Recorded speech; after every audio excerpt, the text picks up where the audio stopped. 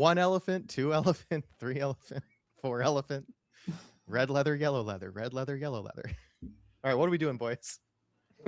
Well, we're three guys.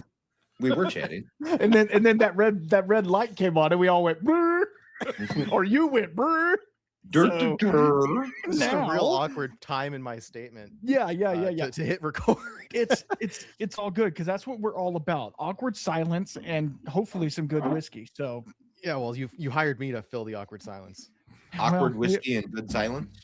Yeah. So hey, Germ's prompt to open up today's episode was let's all drink something we haven't had in a while. That would have been that would have been me, but it's fine. Oh, sorry. Jeez. Man, he's throwing you under the bus. I'm giving Randall absolutely no credit this week. I apologize. No street cred at all. Damn. So I picked out the McCarthy's Cognac cask number 351. So the story behind this was the cask is a French oak cask. So again, this is a McCarthy's that had something other than Gariana involved. Made by an unnamed artisan, has been used to age brandy for the past 45 years in the heart of the Champagne and Cognac regions. We're immensely proud to see our whiskey finished in this cask, as so many fine spirits have seen before. And this is a 6-year-old. So Cognac cask McCarthy's. And this is one of the bottles. Picking out what's a bottle I haven't had in a while is easy when you look at the layer of dust on everything. Yeah, absolutely. And how long has it been since you've had that? So actually, this was given to me as a Christmas gift by Joseph O'Sullivan in Christmas 2022. And I have not had it since the first half of 2023, I think. Okay. So it's been pretty good. Yeah, a little bit. You want me to go next? Yeah, you go next there, sir. I actually have a twofold. We had talked off camera. Oh, yeah, well, you know how I am. We had talked off camera about, I was thinking about which ones I wanted to pick. And one of them that I never had gone back to since I did the podcast with them was 10th Mountain. Well, I decided 45%. When I tasted it, it didn't really fit my profile. So what I did is I made an old fashioned out of it. And that's what I'm sipping on. But I did bring another bottle that I literally haven't opened since probably at least 23. And that is none other than the Cole Keegan Cask Strength. This one, I can't even tell you what the batch is. It's an old batch. Yeah. So I'm going to open this as well, if the cork will let me. And then we'll see how I know it was a fantastic bottle. You know what, when you have so many whiskeys, it's hard to dip back into them. And I think that's one of the reasons we wanted to do that, was because, hey, there's some good bottle, and this one has, probably that much left in it. And I need to finish it. I need to get it sampled out to somebody or something. But yeah, you're talking about layers of dust.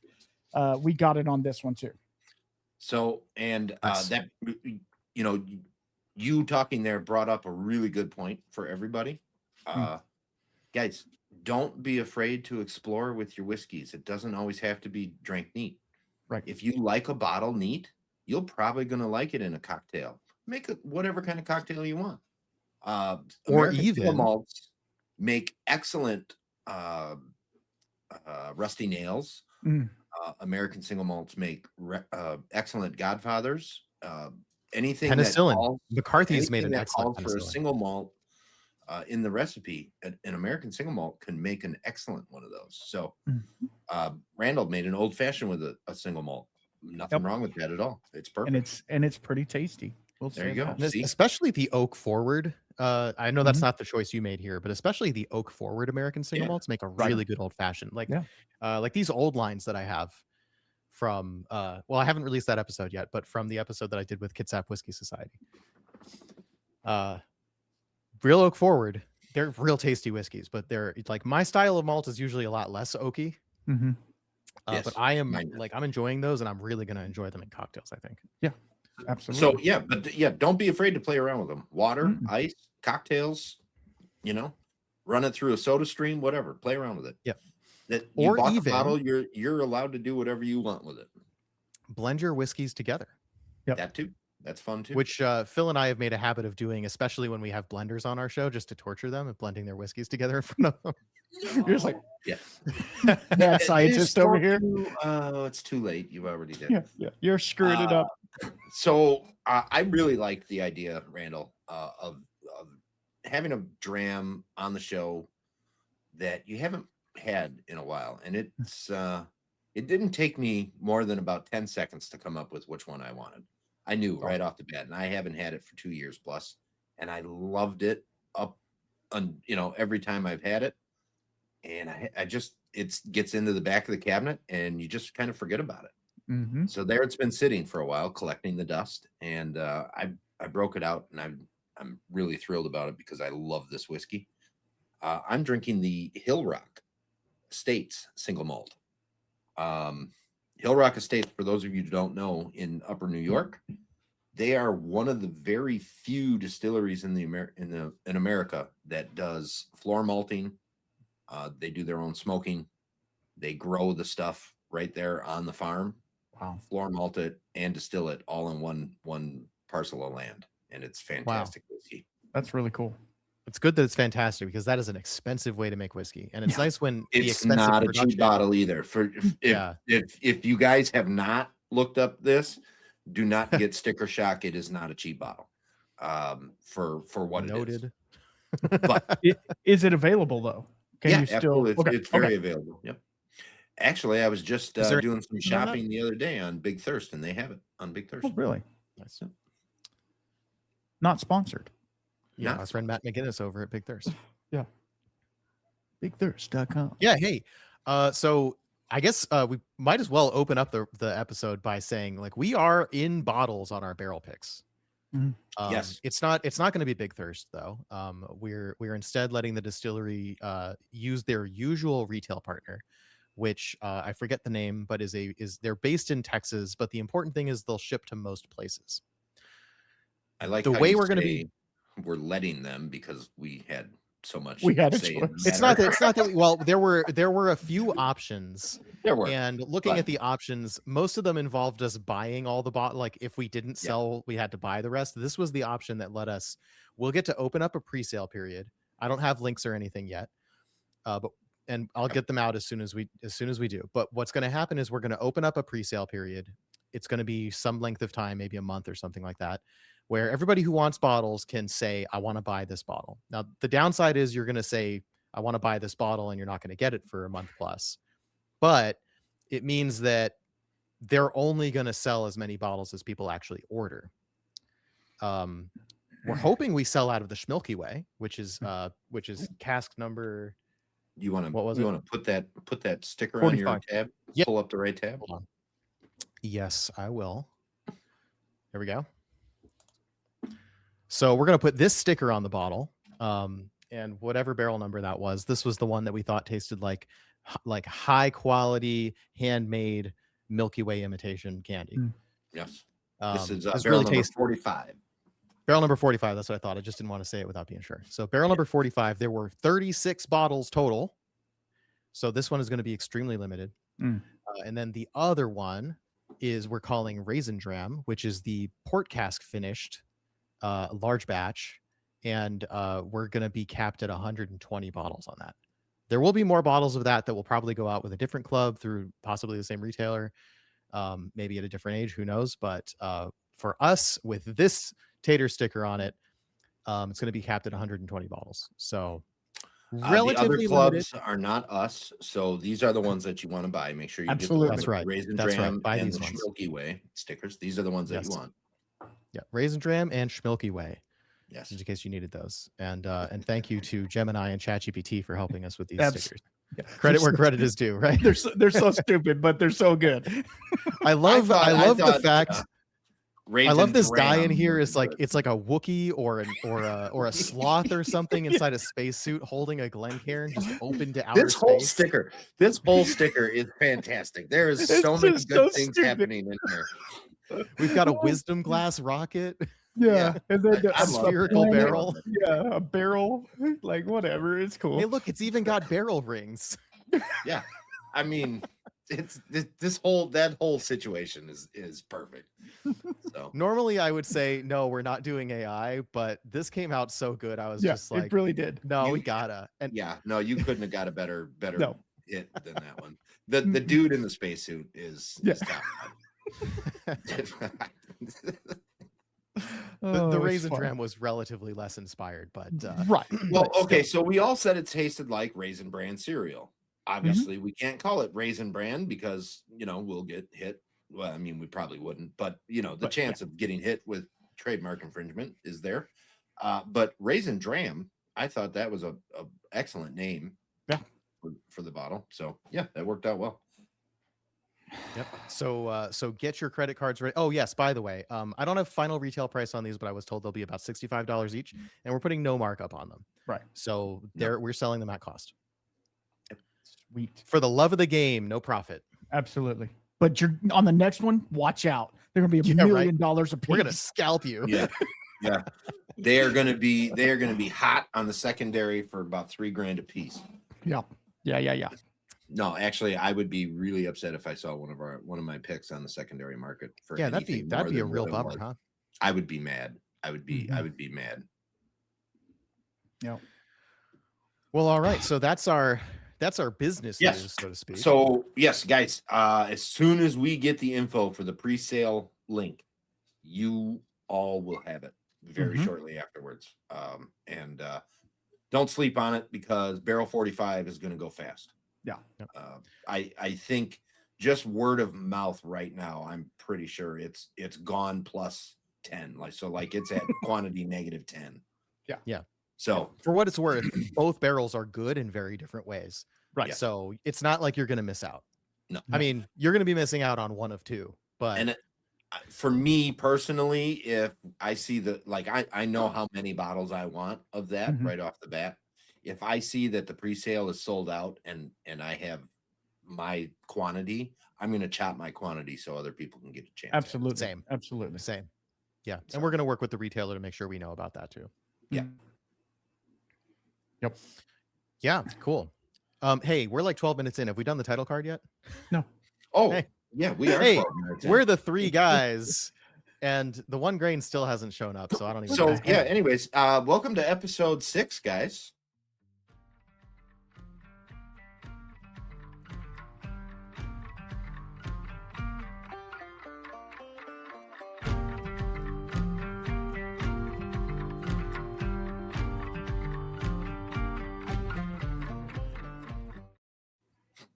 Sometimes I have to be reminded that I actually Hey, have to that's do good. We had a things, good you opening know? segment. That's fine. That's fine.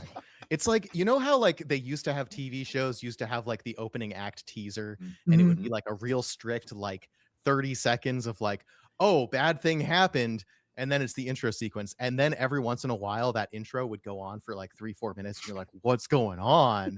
Yeah. And now modern TV, like they literally put the title sequence 20 minutes into the 45-minute episode on Netflix. Like, what are you doing?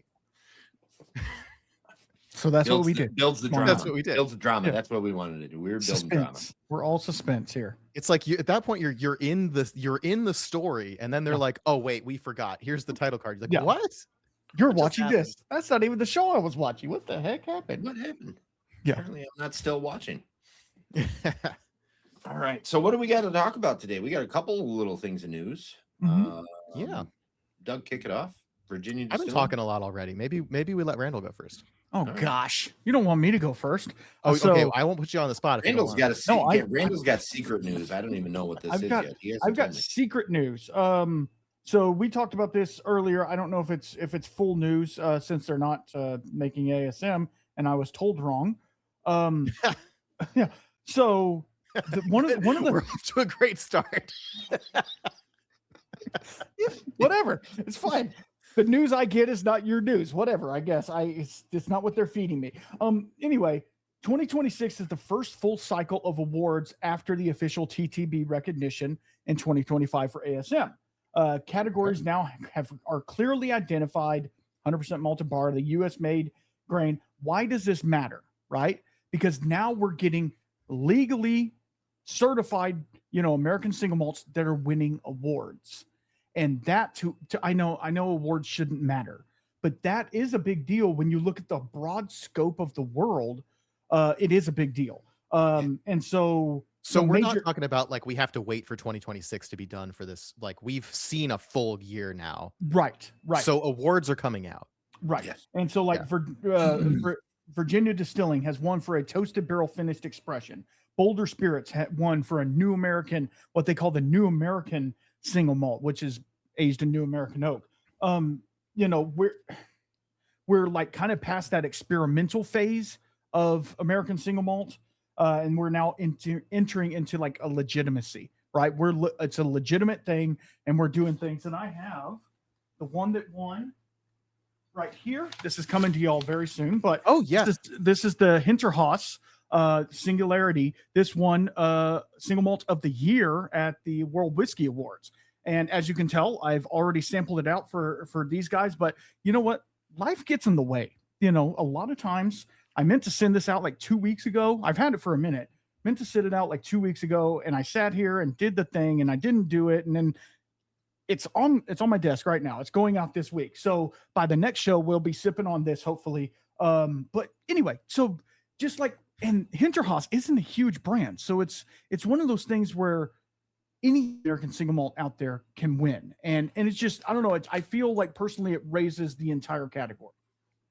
Absolutely. And like well-deserved brand that like really needs more attention. Yeah, they make excellent stuff. It's like one of the best brands you've never heard of. Right. Exactly. I agree.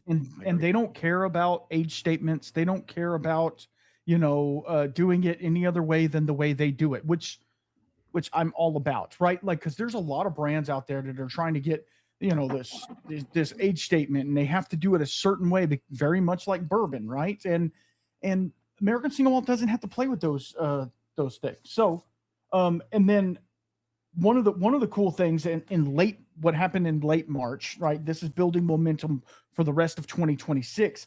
And stop me if I'm on the wrong spot, but Scotch whiskeys in the awards category as well. Scotch whiskeys are doing fantastic. They're winning award left and right. Now, how does that help American Single Malt?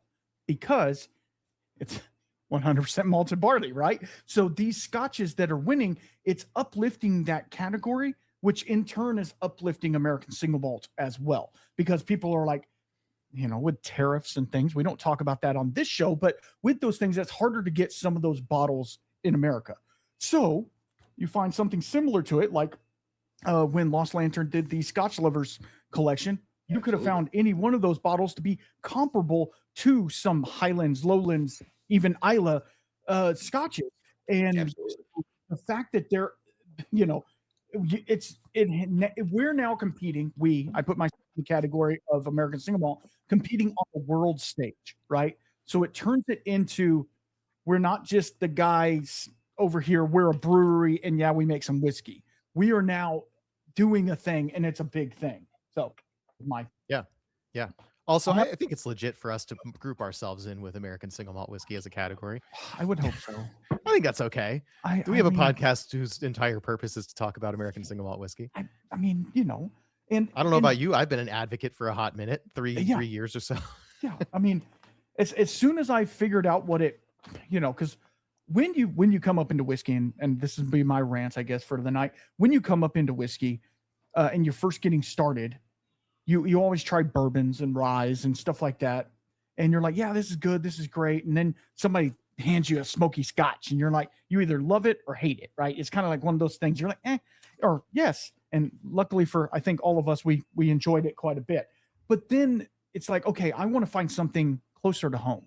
And so then we all of us on this screen right now have distilleries that make absolutely fantastic American Single Malts really close to us. So It is so cool to see that we don't have to go all the way to Scotland or Ireland or Cotswolds or whatever you want to call it.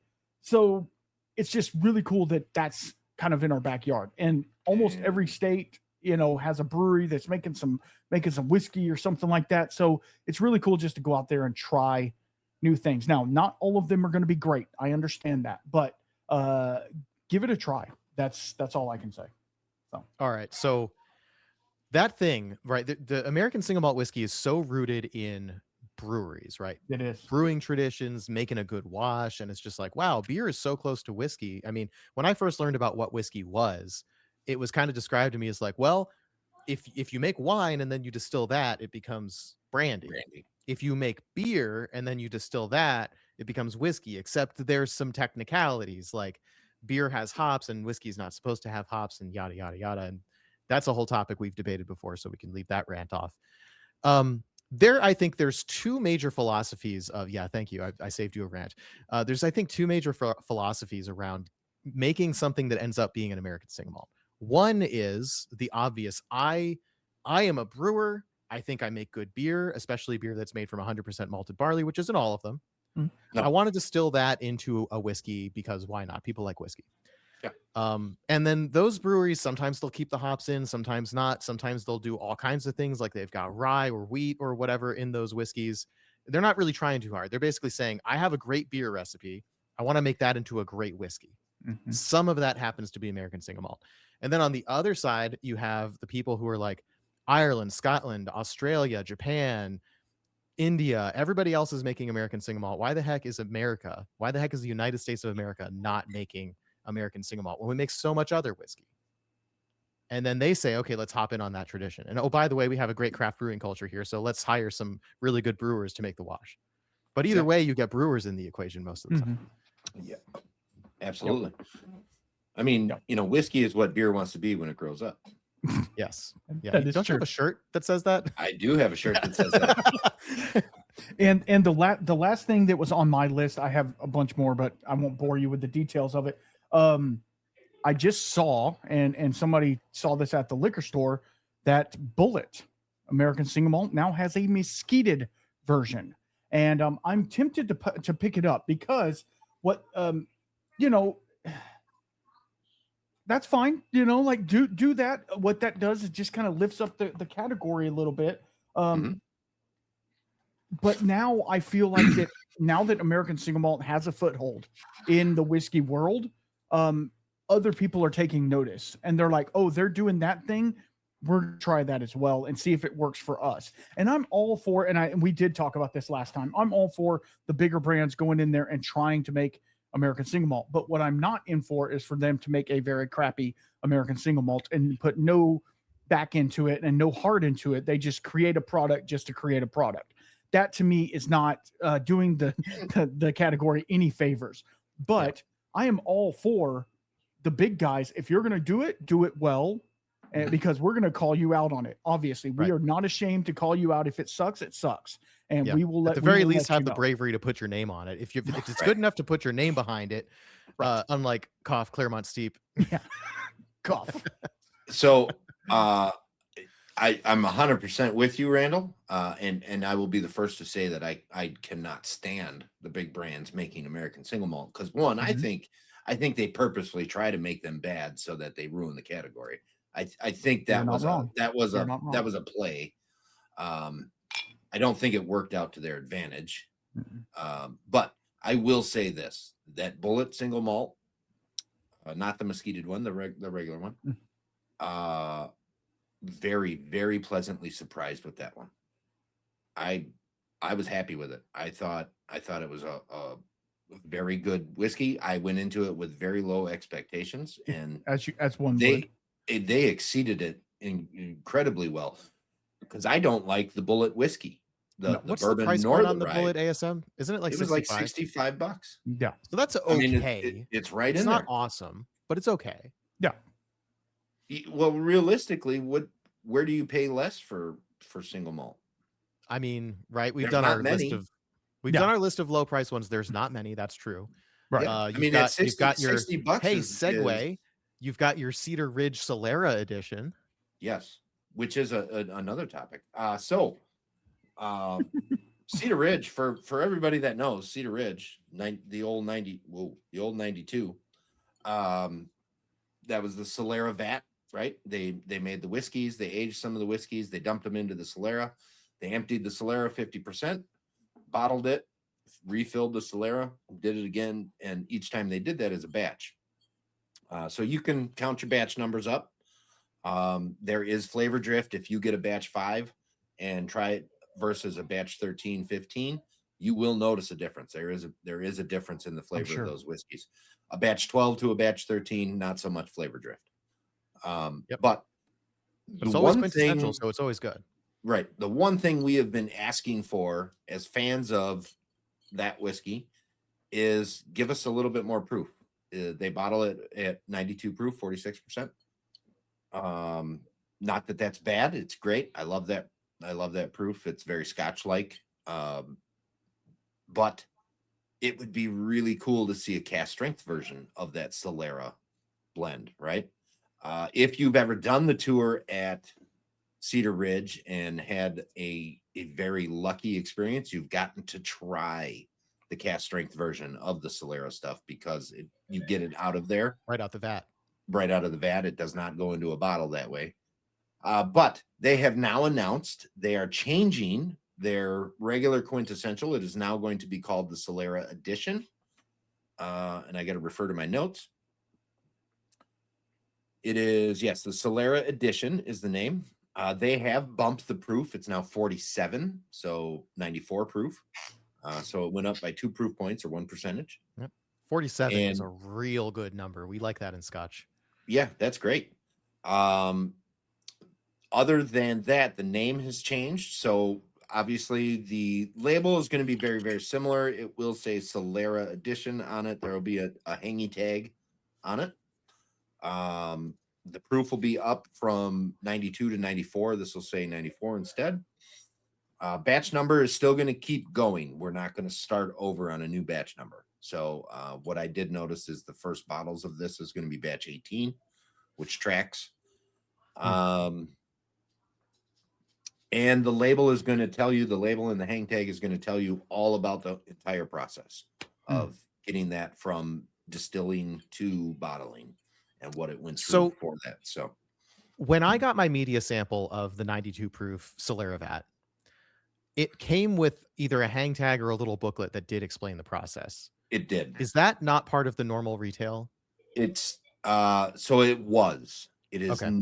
It stopped. Oh, so it was, and then they stopped and they're bringing it back. Very early batches had it. So like 5, 6, 7 are the batches that batch I bought had was that like I batch know. 12, I think. Okay, so that may have been a media thing that had that. Okay. But subsequent batches that I bought. Now, I have heard from liquor store owners they hate the hang tags. They hate them. Yeah, that's fair. So they may have pulled them or not put them on. As a consumer, I kind of hate the hang tags, right? They get in the way. I love the information, and I don't want to throw them away, and I don't want to remove them. I don't want to separate them from the bottle because then I'm going to lose them. Right. But like, they don't look the best on the shelf, and they're kind of in the way when you want to pull things out. Yeah. So to your point, though, they're not. It's not just the hang tag. They're adding more information to the front label. The label will have more information on it. The hang tag will have good information on it. So yeah, you're going to get to know a little bit more intimate details about what it's actually happening to make it to the bottle from there. We didn't actually get a cola label for that, right? They actually just announced that on their Instagram. Correct, because I don't think they had to reapply. Because all they did, even though the actual appearance of the front label was a bit different, right? Because of how this is set up, I believe they didn't have to reapply because it's the same whiskey with just a refresh on the label. The information is still basically the same. Oh, right. I think there's a part of the cola thing where like you can take the same, it's the same product, but we're doing a label refresh, so it's not a new submission. It's just hey, make sure this is still cool. Right. And since it's like only 2 proof points higher, it's not that big of a deal. If it was like 20 proof points higher, it'd be my guess is they had an open proof point because they don't know where that specifically was going to be. I mean, obviously they proof it to what they want to proof it to put it in the bottle. But I'm thinking they probably left that with a little bit more of a placeholder on the proof than they did a specific number. Got it. Yeah, because I would bet that proof number was not a target of the product definition, right? The Solera concept was the target.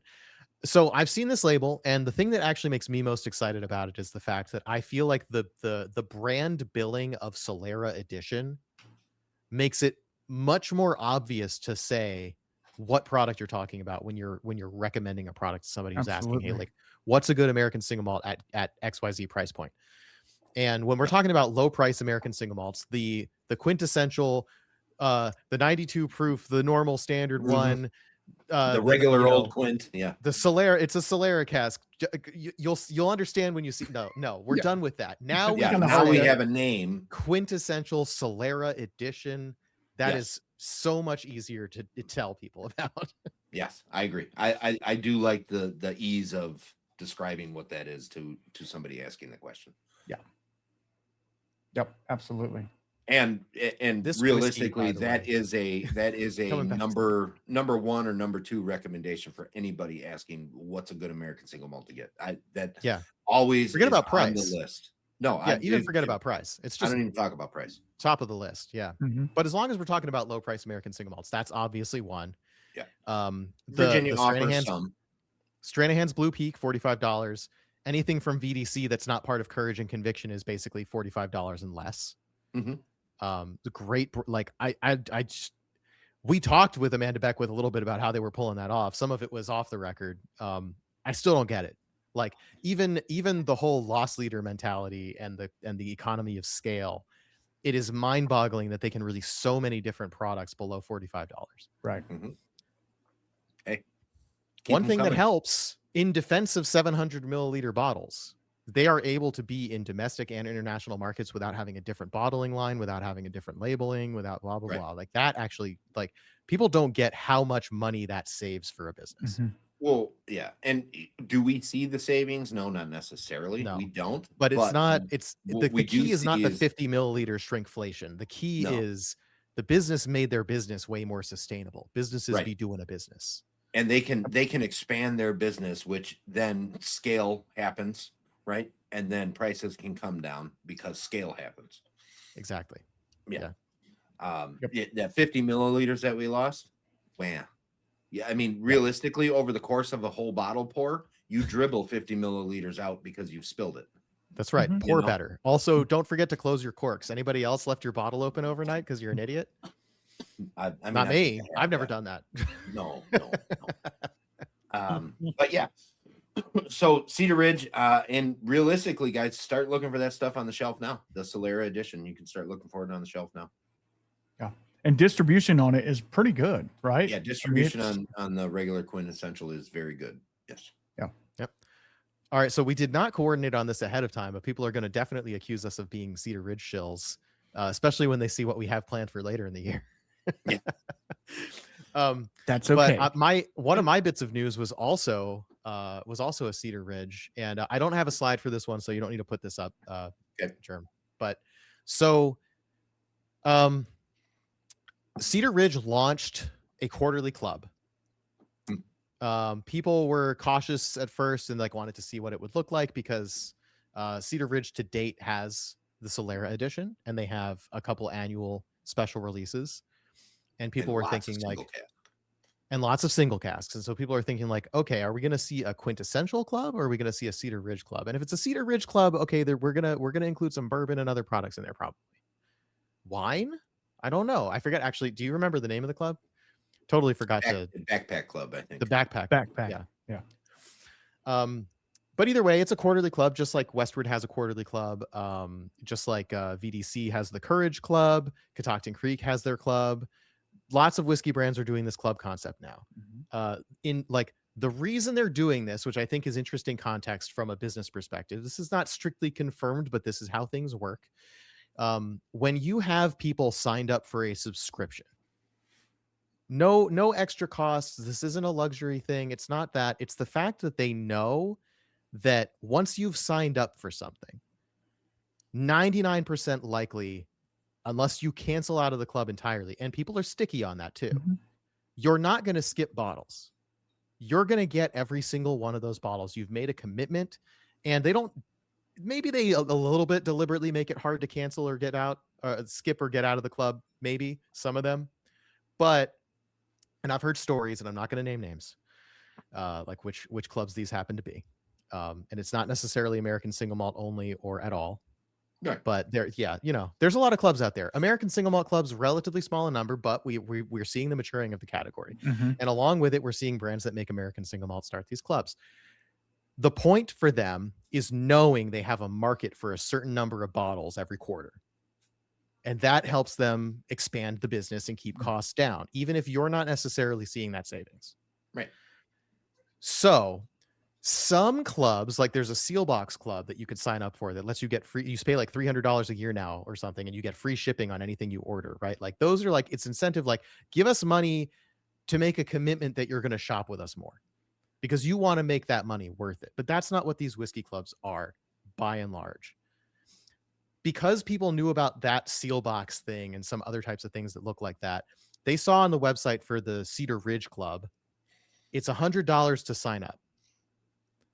And they got a little confused and people started saying like, oh, it costs $100 just to join. And then it's the cost of the bottles.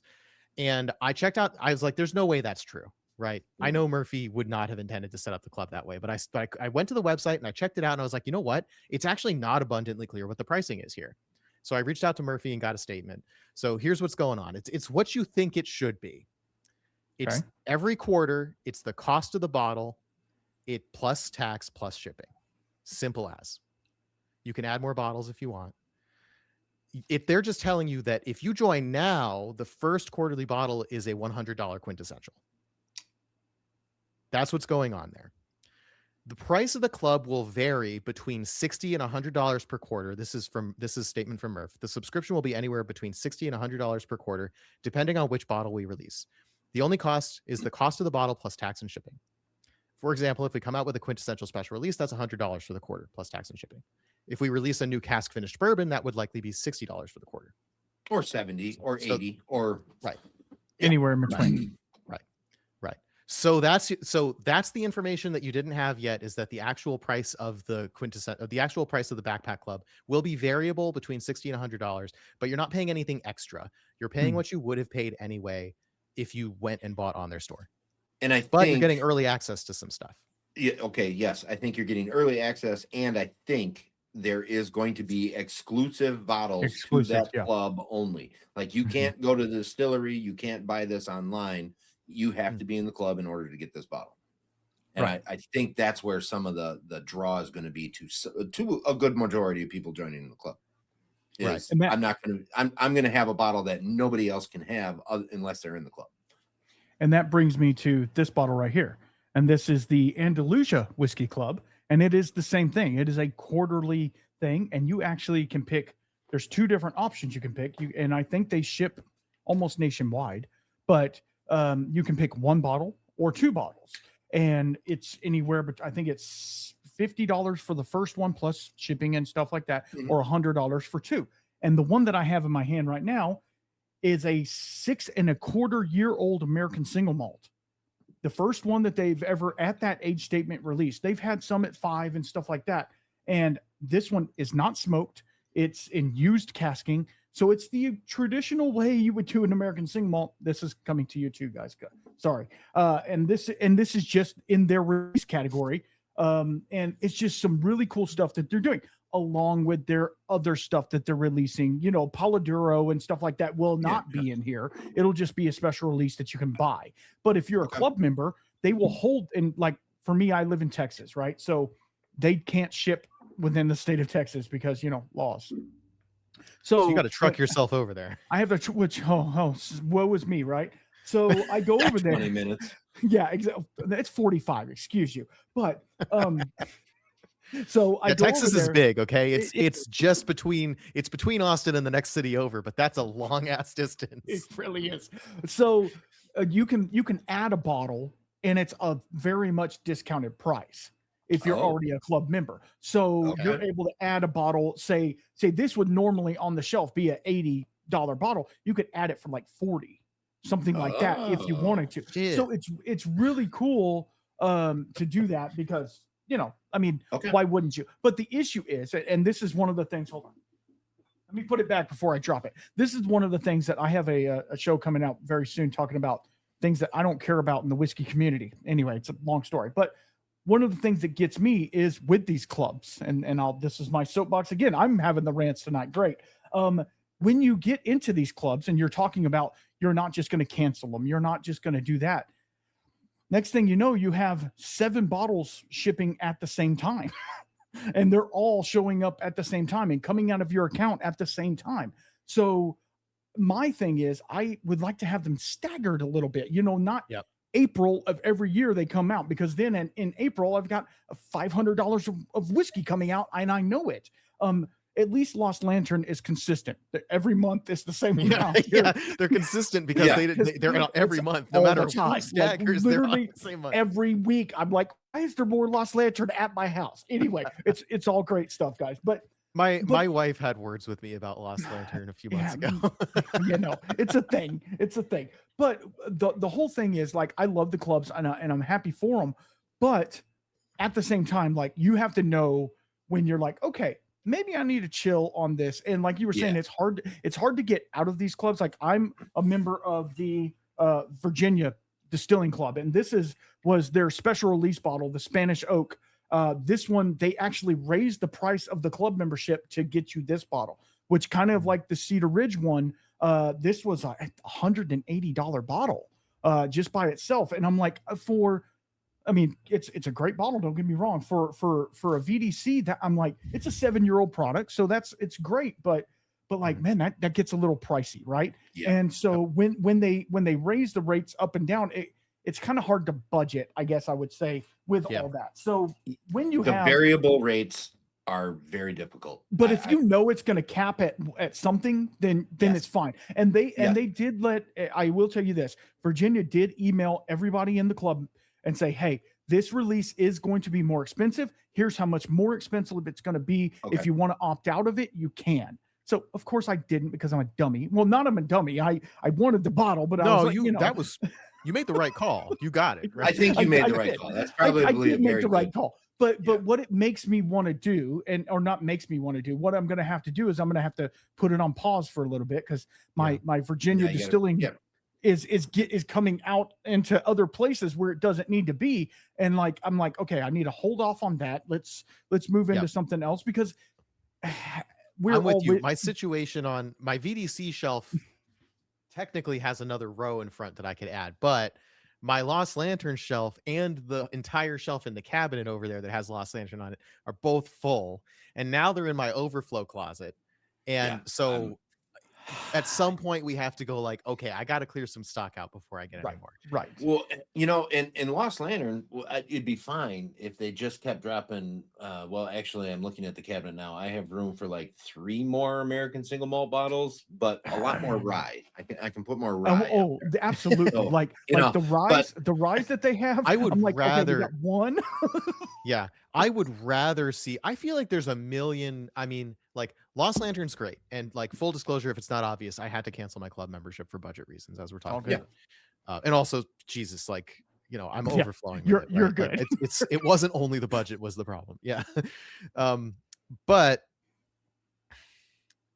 there's a million clubs doing barrel picks of bourbon. There's a lot of like independent bottlers, even in the United States, that are doing bourbon. Lost Lantern has almost an exclusive market on rye. They're not like exclusive on American Single Malt, because Single Cask Nation and American Single Cask also. Right. But like, I don't really know of any other independent bottlers that are picking really good rye. And I would love to see more rye than bourbon come out of Lost Lantern. Yeah, I'd love but if it we're too. honest, it all comes back to business reasons again. The fact is, bourbon is what sells. Bourbon sells. Well, and realistically, I don't think Lost Lantern's cognitively making the decision, well, we got to release more bourbon. We got to release more bourbon. I think it's just the distilleries they're going to, that's what they make. They make bourbon. Right. Because that's what has been selling for people.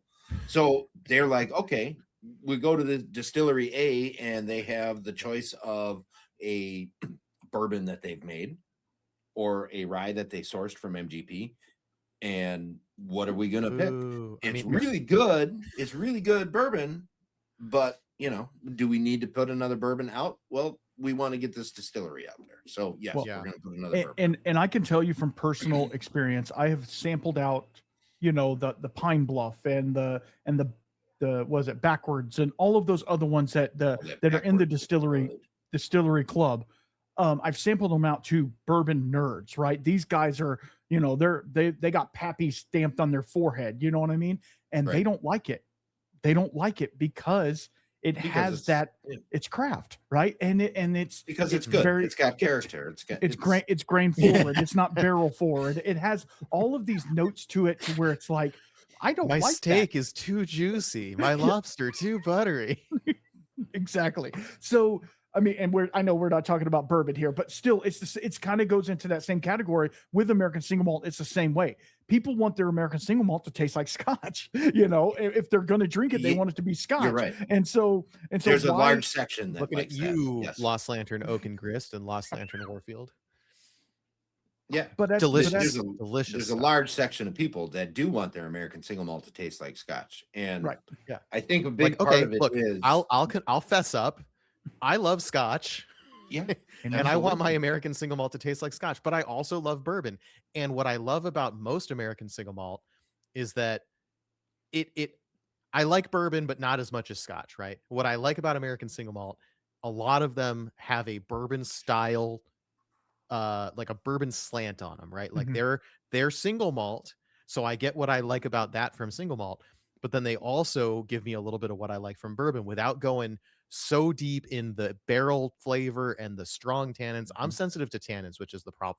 I really like the flavor of bourbon, but it actually upsets my stomach. It makes my acid reflux act up because of the tannins. And that's why I don't drink bourbon that much. Single malt doesn't have that problem for me. Makes sense. Makes sense. So, hey, that's more information than you needed to know about me. Perfect. Perfect. I'm going to send you some Stag tomorrow. There you go. Well, I can always sip and spit and avoid the acid reflux part. That is true. That's sacrilege. You don't spit, Pappy. Come on. Exactly. I mean, maybe you spit take Pappy when it's way worse than you think it's supposed to be. Okay, we're not poo-pooing anything. Let's move on. Let's move on. Sorry. Sorry. Moving on. The one thing I did want to say is, Doug, you and Randall, you both kind of touched on it. I don't think these clubs are purposefully making it more difficult to cancel or skip. I think there is a very purposeful, let's not put it on a big red button right on the home page that says, here's how you skip or cancel. Yeah. Right. You got to look, right? But the mentality of people, especially Americans, we sign up for Netflix, we sign up for Peacock, we sign up for Amazon, we sign up for this, we sign up for this, we sign up for this. Now, I've got Hulu. I haven't turned the TV on in 4 months. Yeah, facts. But it's $100 a month, and I haven't turned it on. Now, I haven't turned on the TV except to put on like a YouTube video for like a tutorial. I need something in my kitchen. Like, and here's the thing. I'm going to keep paying that $99 a month for Hulu, and I'm still not going to watch TV probably until football season starts again. Right? But the same thing goes with these whiskey clubs. You signed up for it. You pay per month. Here it is. Now you are actually getting something out of this. So you feel better about it. Yeah. This here, the most recent from Westward, PX, they just say PX Sherry Cask, but this is one of those PX Orange casks, like the one I had in the Blind Sample Showdown germ. Oh, okay. This actually, I wouldn't have known if I didn't get this bottle, but a lot of my issue with Westward Club is that there's only a slight variation of any one of most of their cask finished products. There's only a slight variation on top of their standard core lineup. Right. Like if you've had the core lineup stuff, you've had pretty much that's what it's going to taste like. There's just there's a little slight change of flavor, and that's enough to be interesting.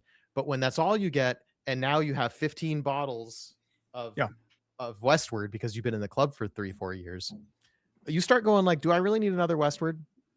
I meant to skip this one actually, but I'm glad I didn't, because this is actually one of the more unique and better ones in recent memory. Maybe like top 5 that I've ever gotten from the club. That's awesome. That's awesome. I think it's a really tasty, it's a nice, a lot of the cask finishes are like, okay, that's Westward plus a little something different on top. Some of the cask finishes really play nicely with the Westward malt, and this is one of them. Okay. Sweet. But, if I didn't get it, I probably would never have thought twice about it or had FOMO or anything, because I feel like I've had it all. Yep. That's just kind of how it goes sometimes. Yeah. So consumer perspective on the clubs, and I'll give you my perspective on all the clubs. I applaud every one of those distilleries for doing a club. I like every one of those distilleries doing a club. I would love to have every bottle they do. However, for me, for my personal taste, I like variants, and I'll caveat this by saying I haven't actually purchased a bottle of whiskey since November. I haven't gone to a liquor store. I haven't looked online. I haven't done anything. Now, I am in the Lost Lantern Club, so I did get those bottles every month from that. When Lost Lantern does the releases, I just buy all those. I don't even question. Did you buy the whole set of the high low? This year I did this last release is the first one that I haven't purchased the entire release since the Summer of Bourbon 1. Wow. But this was how many? This was 12 bottles. It was 12 bottles, right? Yeah, it's a lot. It's super a lot. high. Yeah, it was a lot. And a lot of them are extra pricey, right? 140. Yeah, 140 was the highest top one. Yeah.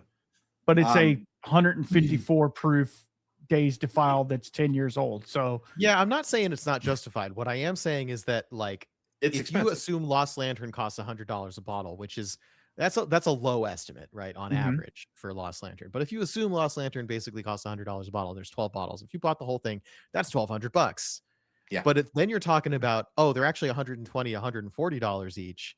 Yeah. Now you're like, damn, this thing is like $1,500, $1,800 by the time you're done. Yeah. Like, I looked at that collection and I said, I could only justify to myself buying the 2 single malts, if that, and ultimately decided against it. So my caveat here was I haven't purchased anything, and I'm starting to lose my excitement and interest in whiskey. I'm not drinking much. I'm like, there's many, like, up until recently. Randall, I think Germ's about to break up with us. That's no, okay. I'm not. I would have at least one dram a night.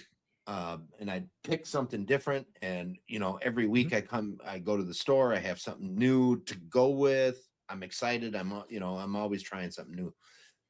Not buying stuff has brought me down into the place where I'm not interested in having one tonight. I've had everything here multiple times. I'm not having one.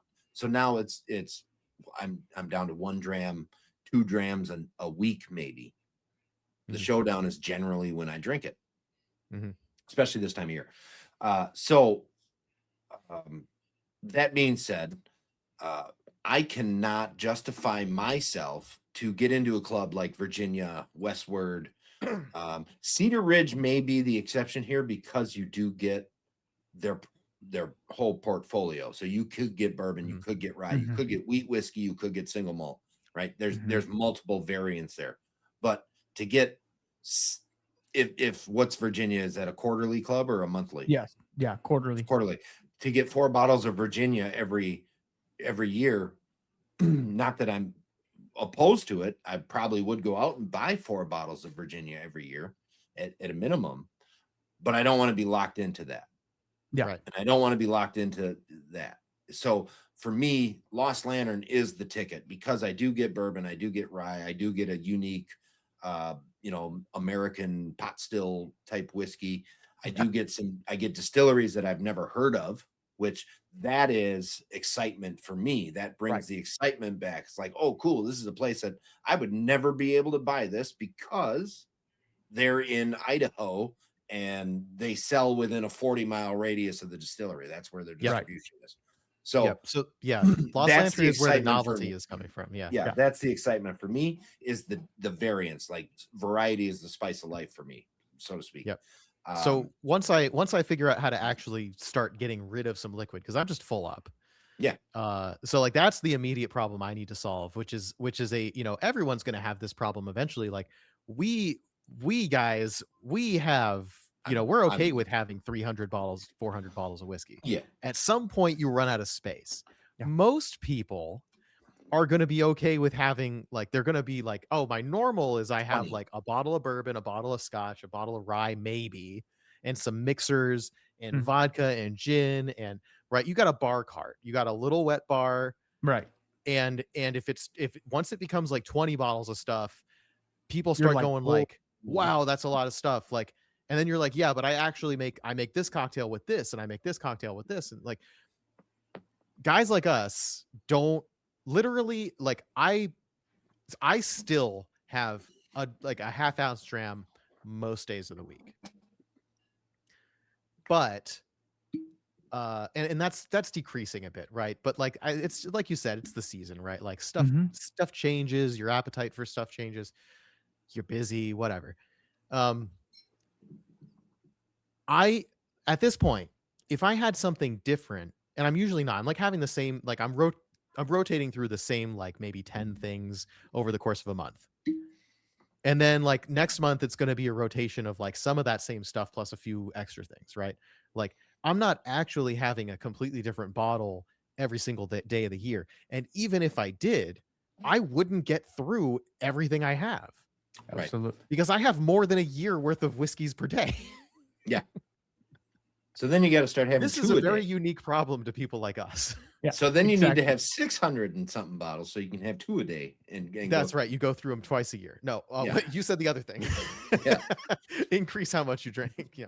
No. So like when you think about, okay, so now somebody joins the Lost Lantern Club, and like I love the Lost Lantern Club. I think that's where the novelty is. People like us are novelty seekers, and so we've stopped buying from the same brands for the most part because we want novelty. Yeah.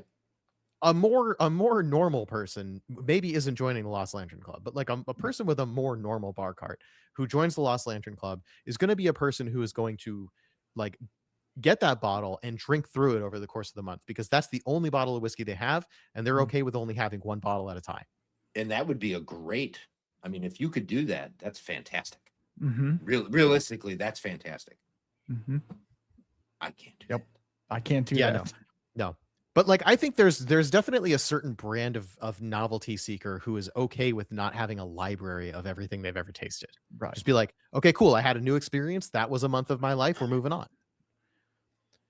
I actually encourage that's like, don't do this. This is freaking irresponsible. It's very irresponsible. Yeah. No, I mean I'm not even where you buy I'm not a bottle even of in my whiskey room, you know, but like there, I have more bottles around me that I'm like, what the hell am I doing? And then so like what I do to kind of offset the bottle fatigue is I just get samples and I send them to people. Well, then there's or hand deliver. You know, then there's issues with that because then you're spending money giving your whiskey away to people. That's right. You're spending money, and I'm totally fine with that. That's the it's kind of like that I already purchased. Bill, right? So it's like I purchased the bottle. Let's say I spent $100 for this bottle of whiskey, and then I divide it up into 27 samples and ship it out to people, and I had 2 ounces of it. Like each one of these Boston rounds costs basically $1, roughly. Yeah, roughly.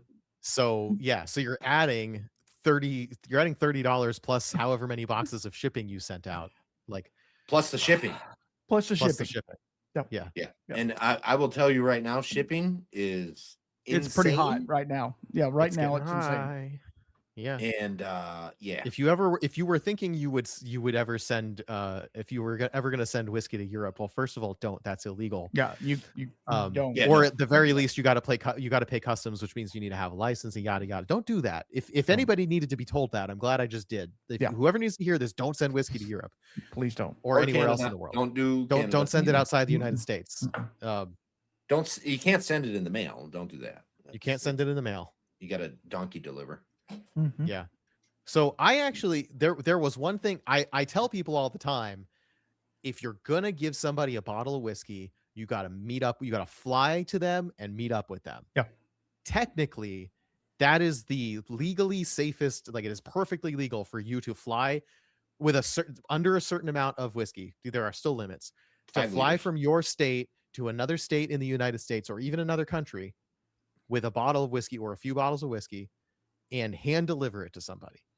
And people think that I'm just saying that to save legal face, but I literally, in fact, took a bottle of my McCarthy's Barrel Pick, put it in my luggage, took it to London, met up with a guy I knew from the internet. Don't recommend doing that, but I knew this guy pretty well, and hand delivered him as a gift a bottle of McCarthy's because he's another mod of the Whiskey Lodge. Meet up with a guy that you met on the internet. You don't recommend. What is this? Have we met in person? We have. Okay, German. I have. Yes. We haven't. I'm pretty normal, I think. No. Look, I have both of my kidneys, so until we meet. Exactly. Yeah. Right. Do Now as they have do as I zero say, not as I do, kidneys. right? Like kids, don't meet up with strangers on the internet. But if you're a podcaster and you know that everybody has skin in the game, it's a little bit of a different thing. It Yeah, is. no, yes. It is. Realistically, that's a thing that, I mean, if you get a vibe to not do that, don't do it. Yeah. Yeah. If you get the vibe like, yeah, this guy's a normal everyday Joe and we're gonna get along great, I mean, yeah, take a shot. What I mean, you could make the best friend for life right there. Yep. Absolutely. Or you could meet a real weird dude and never talk to him again. Yeah. That happens too.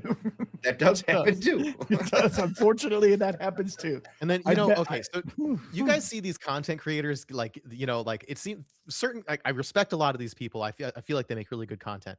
But the fact that like, it seems like throughout the year, literally every time they meet someone else from the internet, they make content together. And it's like, guys, I know that you're a content creator and you enjoy this, but like, either you found the secret to having this take absolutely no effort whatsoever that doesn't take you out of the moment, or Right. you have forgotten to just be present. Like Enjoy Germ the and I moment. met up, and like within the first couple of sentences after the pleasantries, we were like, so we're not going to make content together, right? We'll take like a selfie, but we're just going to sit around and drink, right? And that's what we did. We got 3 pictures and we talked. Yeah. That's amen. That's how it should be. Right. But, I mean, Because like otherwise you're setting up a camera and you're acting for Oh, the it's- camera, and like it's a like doing this once a month with you guys is like, I mean, I don't really. that's act on the for camera calendar. either. Yeah, I I do don't- it from my room.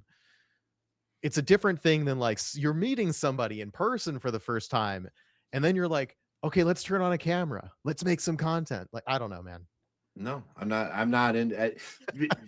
I'll tell you, I even go farther. Now, I was out in Seattle by you.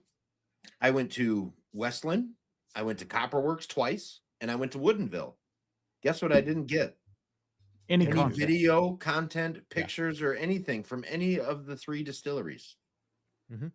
You know why? Because I was interested in what was going on there at that time. You didn't even like snap some pictures? Hardly any. Yeah. All right.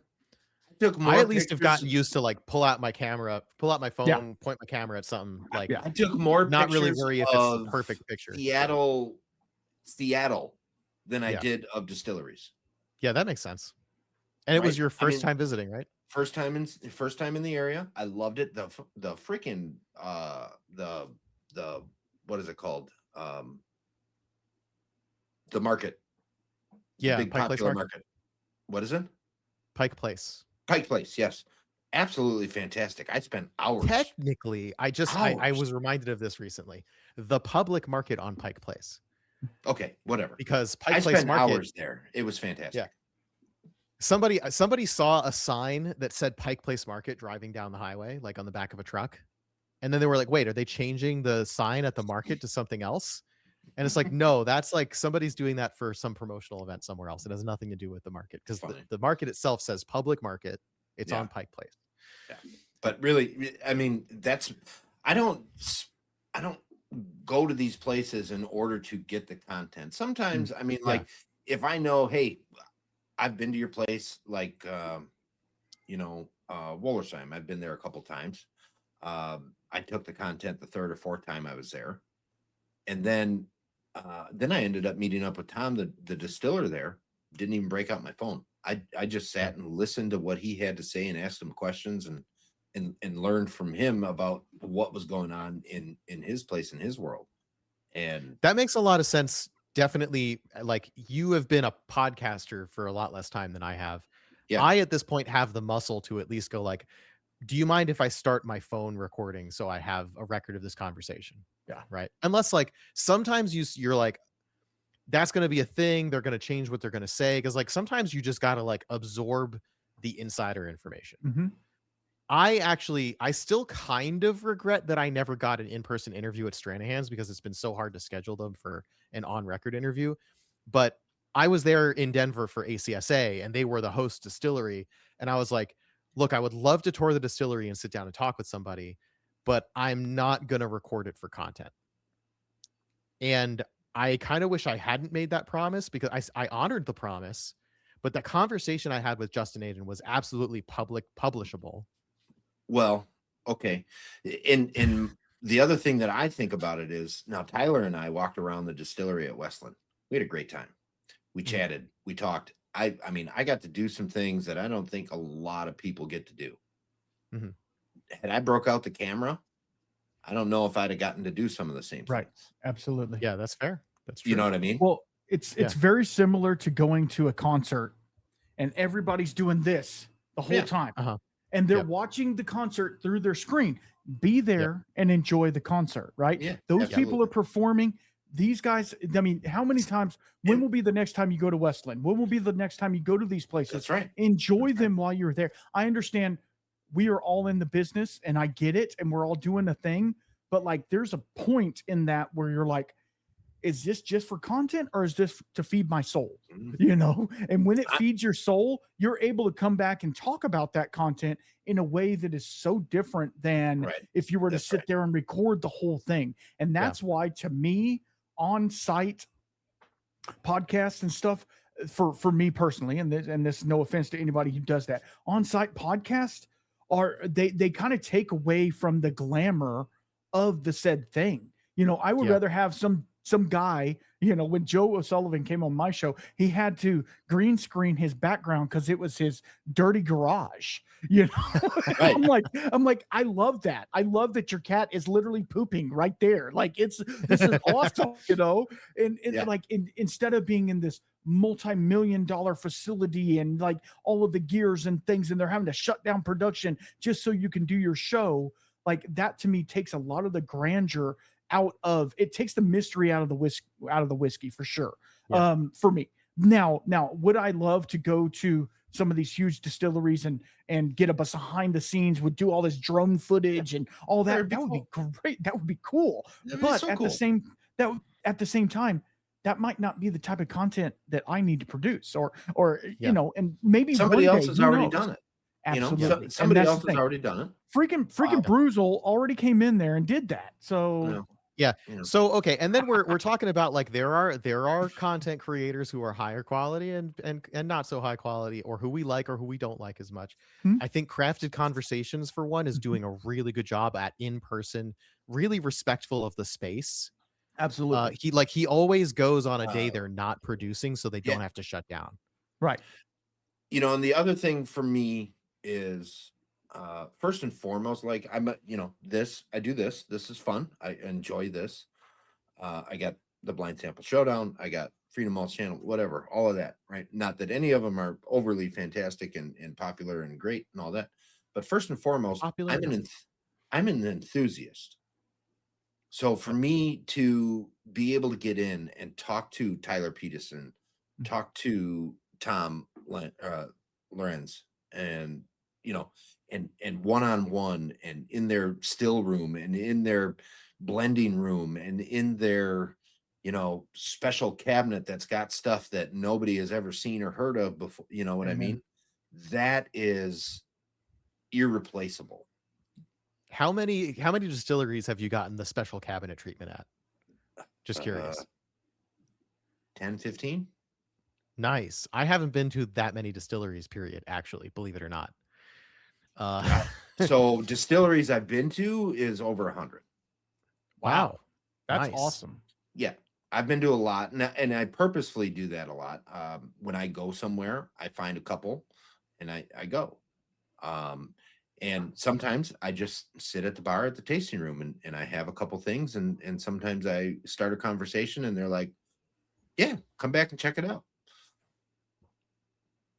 So I had two notable, like, the private cabinet experiences. Because like they'll always bring out stuff, right? Oh, we've got this distillery exclusive, we've got this special thing behind the bar that we only serve to people that we think are going to like it. That's one thing. But when they take you into the back and they start sharing with you their private collection of like, this isn't Yes. even their whiskey. They're like, this is some scotch I like. I think you're going to like this, right? Two really notable experiences there. Out Balcones, they have a whiskey library. Yep. Jared took me up to the whiskey library and we sat around, and he served me I don't even remember what it was now. It's on video. It's on audio tape. But it was like a 15-year-old, I think it was Hudson something from New York. just in a sample bottle, like it was a 2-ounce sample bottle that was already half empty. He poured like a tiny bit in his glass, a tiny bit in my glass. I was like, don't pour me too much because I know that's special. I want to respect it and everything. And he had a sip with me, but then he just poured the rest of his back in there. He's like, I'm gonna save as much of this as possible. And then we sampled a couple of other things that were in the room. So that was one. And the other one was Jonathan Harris at Westward took me into the education room where he's got a shelf of stuff from other distilleries that they admire and reference. Cool. And actually that was my first taste of the Whiskey Del Bach New Make, the what do they call that product? The unaged whiskey. Pueblo. Old Pueblo. Oh yeah. Yeah. So at Westward of all places is the first place I had Del Bach unaged. Yeah. All right. Well, so we covered our announcement for the barrel pick from Distillery Acadian. So please, guys, keep paying attention. I promise the information, as soon as we get it, will be passed on to you. You will be able to sign up. Just know it is pre-sale. You will put down what you want, charge and pay for it. I'm sure this is how that's going to happen. And then as soon as fulfillment can happen, you'll get notifications. So please don't get impatient with that. If you want in on Barrel 45, don't sleep. Jump on it. Start thinking about it now. Very fast. Reach out to us. Yeah. There's like 36 bottles available. Yeah. Obviously, the three of us want some. So there's going to be 10 bottles left. Yeah. Fight over them. So I would love to see, 33 people get bottles of Barrel 45 if they want it. I don't know as if that's going to happen because I do want at least 2 bottles. I know y'all want a couple bottles. Yep, same. Yep. I want at least 2 because I want one for now and I want to save one for long future. I basically, I think if the 2 of us or if the 3 of us take 2 bottles apiece, that leaves us with 30. I would love to see 30 people that really are interested in American Single Malts get a hold of that. It's fantastic whiskey. It really is. It's unique. The port finished, absolutely a great whiskey. It is very, very much more approachable for somebody who's not into really unique stuff. So preferably you guys buy both. You buy one of each and you have a great time. Try the approachable one, try the unusual one. Yep. And so keep paying attention for that. We will let you guys know when that comes out, but yes, be patient with the fulfillment on it. I know that will take a little bit of time from the time that you pay for it. So we talked about Cedar Ridge changing up the name of the standard Quintessential to the Solera Edition. Excellent stuff. Should be easy to find. The Cedar Ridge Backpack Club, kind of some clarification on that. We didn't talk about the Virginia 50/50. Yeah, I'd love to talk about that a little bit. So Doug's got some good insight on this. You may have seen this on Instagram. So if you follow Coming Whiskey or you follow Single Malt Frontier on Instagram, you will have seen this label. So Virginia Distillery Company has a cola label out. This is not a product that's been released yet. It's called the Split Barrel Project, Bourbon and American Single Malt blended 50/50, and released at 45% ABV. You see they branded this as project number 1, so we suspect there will be more, but of course they're leaving that option open. It's not a guarantee. People saw this, I saw this, and said, people had some thoughts. The first obvious thought is Virginia Distillery Company has pretty much only ever made American Single Malt.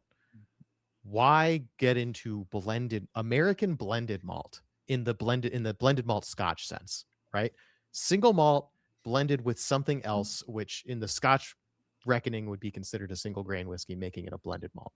So in the Scotch sense, this product is a blended malt whiskey. Sorry, not a blended malt. A blended American Scotch. This is just blended whiskey. This is just blended whiskey. Yes. In the Scotch sense, this is blended whiskey. In the American sense, this is blended whiskey, even actually, in all of the same senses. So you start going, okay, why? And this is going to be $45, by the way. That has been released to me and was released publicly on the Instagram comments by another user. So this is public information somehow. $45. So it's not a bad price point. It is higher than the VDC, like the Blue Ridge Select, which is $35 though. So you ask yourself why this product. So where's the bourbon from? The bourbon is from uh, Bardstown Bourbon Company. Um, so a little bit unfortunate timing, but of course this label was submitted several months before the lawsuit, and we don't need to get into that. Mm. Um, That's another show. Somebody else's show. that's a Yeah, whole somebody else's different thing. show. It's like that gets into a whole can of worms. I did ask, just out of curiosity, was it meant to be an ongoing distillery collaboration? And the answer was, the concept of the split barrel being VDC American Single Malt and something else, probably bourbon, is not necessarily tied to a single other producer, and that actually is where the variance in the series is going to come from. So let's answer the question: where did this product come from? So I had a nice public statement that I sort of put together, summarized from my conversation with Amanda Beckwith. I reached out to Amanda Beckwith for comment on this release. The context behind this one is that in some time past, a private customer wanted a white label blend and selected this 50-50 formula, being the Bardstown Bourbon Company and the VDC. With that blend in hand, the marketing department at VDC thought this could be an interesting tool to help introduce people gently from bourbon to ASM. And they introduced this label to the cola process several months ago. Hypothetical future releases in the series would not necessarily be with the same partner distillery, or even the same mash bill or blend ratio. So that's the official media statement on this one. We can take a little closer look at the mash bills for anybody who's interested in that. There, the Bardstown Bourbon Company is 6535, and it's a blend of a 4-year and a 5-year. So like this, by all accounts, is a respectable product. Now, zooming out, I thought, for the one thing, sometimes brands have their products leaked early. We can take down the slide now, Jim. Sometimes brands get their products, their cola labels, released early before they're really ready to do any sort of marketing on it. This is public information, but accounts like Cumming Whiskey do release this well ahead of when they're planning on doing any media. So it does get more media attention on these things earlier than brands might like sometimes. And because I saw that happening and I saw some confusion, I reached out for comment because I felt like we owed it to them to like clear the air a little bit on like what this product is. Some of these colas, by the way, get approved and never actually ship as products. Right. That's another thing to remember. And some get approved and get bottled and labeled a year later. I mean, it's right. So it could be not sometime. A thing that says, "Oh, cola approved," and a week later we're going to see the product on the shelf. That's not how that works. Or it's going to go into a market that you're never going to see, like overseas or something like that. So, right. So just understand, when you see it, that doesn't mean it's coming out. And now if it's a brand, like I know he does a lot of Lost Lanterns and stuff like that, that those are probably going to be new releases. But with some of these releases, you just have to understand that like this is potential whiskey that could be coming out. Right. Yeah, there was a funny thing that happened. I was on the phone with Colin Keegan from Santa Fe after he had already sort of stepped down from production and was just doing marketing. There had been an acquisition, blah, blah, blah. While I was on the phone with him, which was a pre-scheduled phone call, between scheduling that phone call and when I was actually on the phone with him, I'd seen these colas come out that had rebranded Santa Fe Spirits from Cole Keegan to Santa Fe Spirits. And I asked him about that. And he was like, "Oh, that's news." He didn't know. I broke the news to him that his name was being removed from the label. That was really awkward. I bet. Well, I feel sheepish. Yeah. And in the comments, go ahead and give me what movie that's from, and you'll win a point. I don't know what. So anyway, okay. So we've talked about this product. Now I guess let's give our consumer commentary as American Single Malt fans and Scotch Single Malt fans. What do you like? Are you interested in this product? I think I know your answer.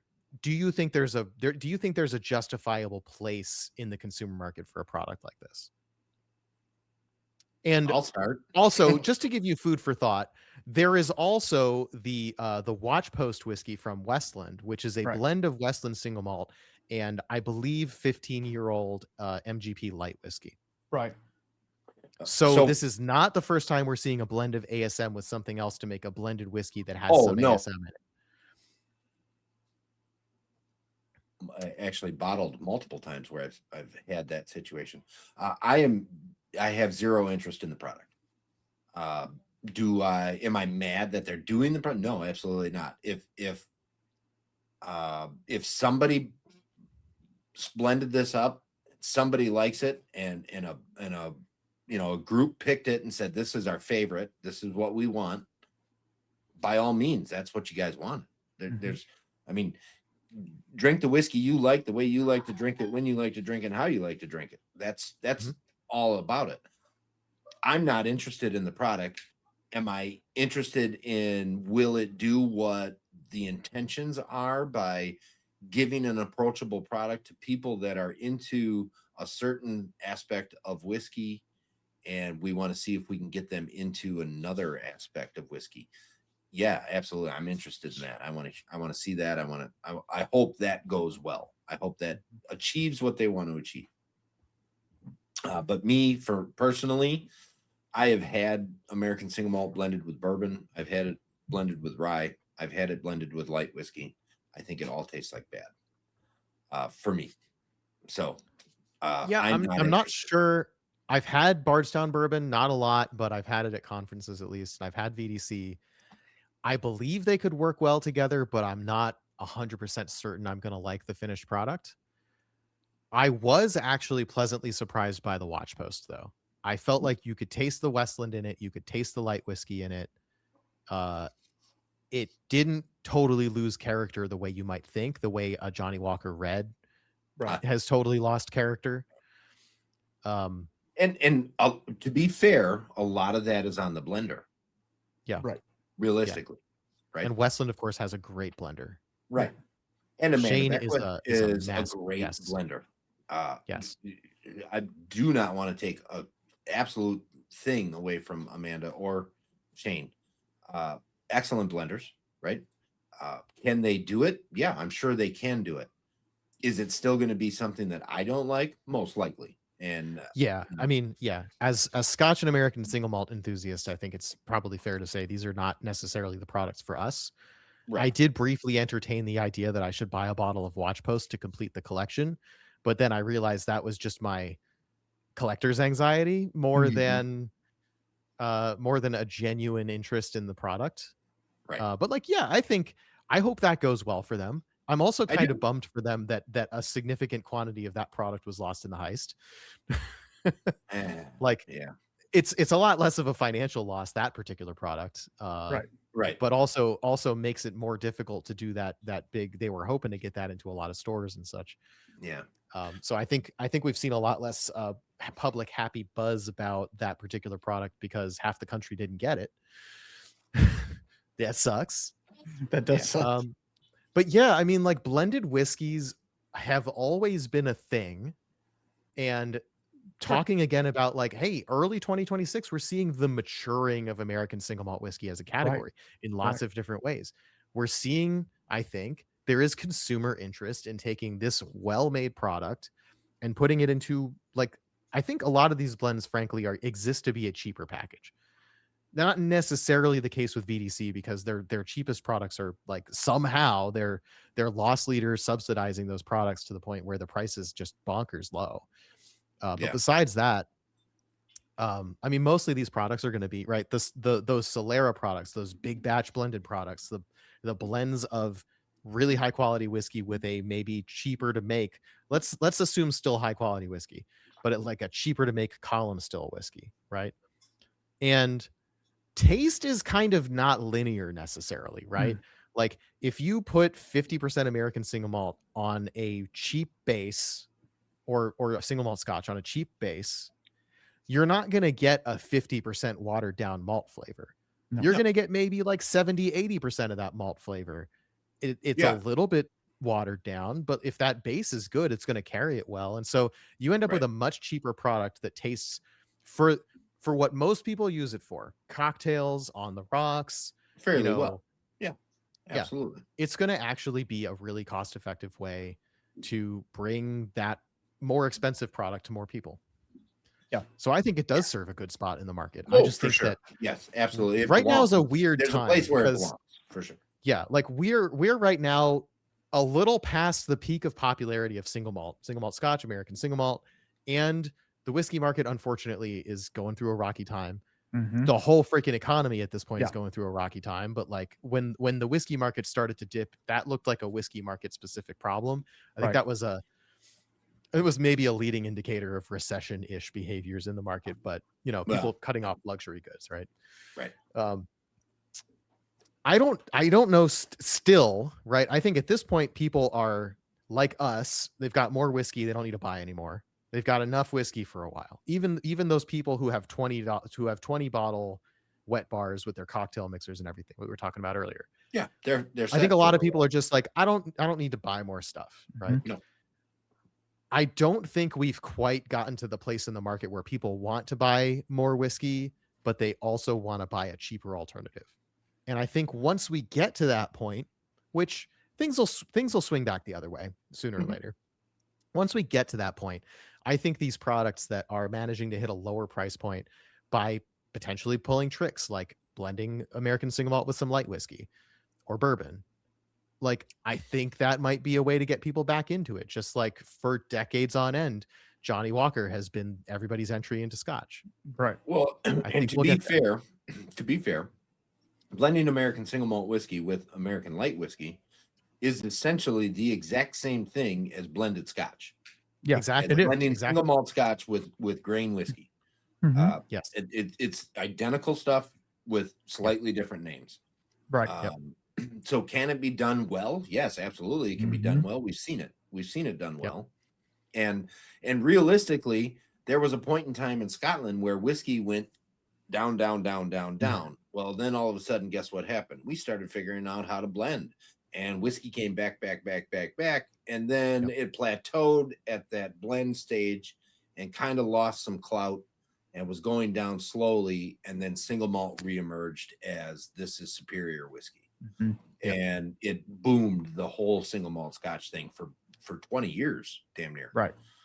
Maybe more than 20 years, maybe 30 or 40 years. Even the giant distilleries, I think everybody has this perception that a single malt, you know, all names and marketing aside, right? I think that like once you know what a single malt is, it feels like an artisan product in a way that a blended whiskey is not. Correct. And like artisan food and luxury products have been hot for a while. Right. Yeah. That's just the phase of the market that we're in. And they're going to take a back seat eventually because things are going to get tight. Things are going to be like, okay, we've been doing this for a while. We've got what we like right now. Let's just stick with that. And maybe someday we'll go back out to these fancy restaurants and these fancy bars and do all that. And it'll come back. But for the most part, we're in a downswing. And I think people are trying to get ahead of the downswing. Yeah. Yep. Absolutely. And one of the other things in the world, looking at the entire world, the number one seller of whiskey is a blended whiskey. Period. Yeah. Because of the cost versus the ends to a mean, right? Or is it Jack Daniel's Old Number 7? Oh, it's not. That's up there too. That's in the top 3, I think. It is. It is. Yeah, but the first one is like some McDouglas or something like that. I've never even heard of it. Yeah. And it's from like India. India is the number one, or one of those countries is the number one supplier of blended malt whiskey, or blended Scotch, I guess you could say. And they are by far the most whiskey in the world, like than anybody else. Because I mean, you think about the living conditions and stuff. They unfortunately they're drinking themselves stupid over there with the cheapest stuff they can, because why not, right? Yeah.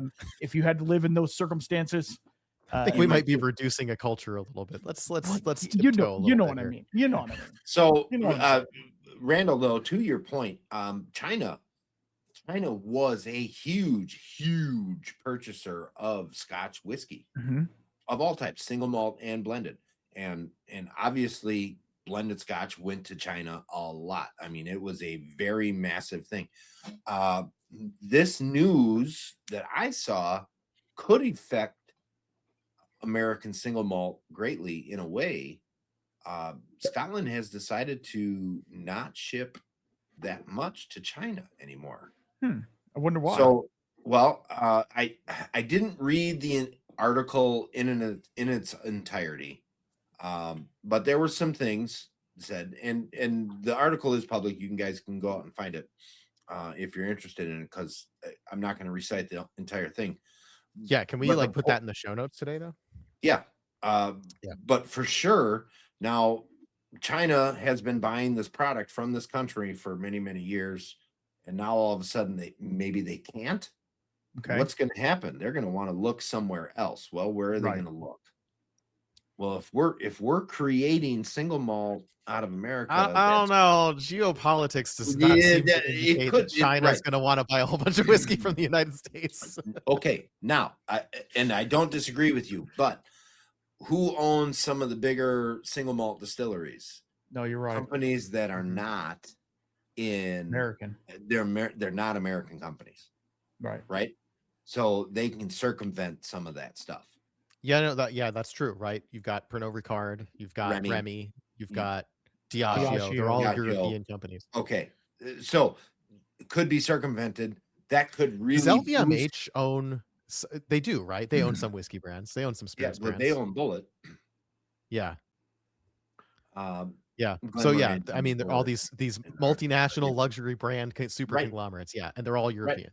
So actually, even Beam Suntory is just Suntory now, which is Japanese. It's just Suntory. Right. So realistically, that could affect American single malt in a positive manner. Will it? I don't know.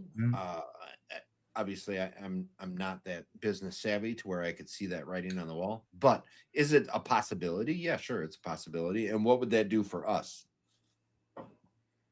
The amount of creation of American single malt would be elevated. Right. We might see more stuff. Right. Rising tide. Right. Right. But again, are they buying blended product or are they buying single malt? Well, now we got to make a ton of single malt so we can blend it with a ton of light whiskey and then send it. Yeah. Okay, so that's going to revert. That's going to go backwards for us. We don't want when they invented light whiskey in the 70s. I don't know if they foresaw this as the future of light whiskey. No, they didn't. They just wanted to beat out vodka. Yeah, they're like, vodka sucks. Let's find something we can do. And they're like, oh, it sucks too. So let's leave it in the barrel for 20 years. Scotch single grain whiskey. Yeah. Right. Oh man. Okay, so that was we're getting a little bit into bummer territory there. Yeah. I wonder if we could let's rally. Let's rally. There was another thing. Your first piece of news, Randall, I wanted to talk a little bit more about. Yeah, please do. So the maturing of the American single malt whiskey category, we've got contest winners. It's not just singularity, right? Right. We've seen, I'm not going to make a laundry list right now because we didn't come prepared with this, but it's been a lot. We've seen the international, like this, I think it's San Diego or San Francisco. San Francisco Whiskey Festival, ACSA. There have been tons of awards for American single malt in 2024 and 2025. And in 2024, they weren't even like in an American single malt whiskey category. They just won in whiskey, right? American single malt whiskey is not just like, oh, this is good within the category of American single malt whiskey. No, these contests are, this is good whiskey or this is good single malt, depending on the contest, depending on the category breakdown.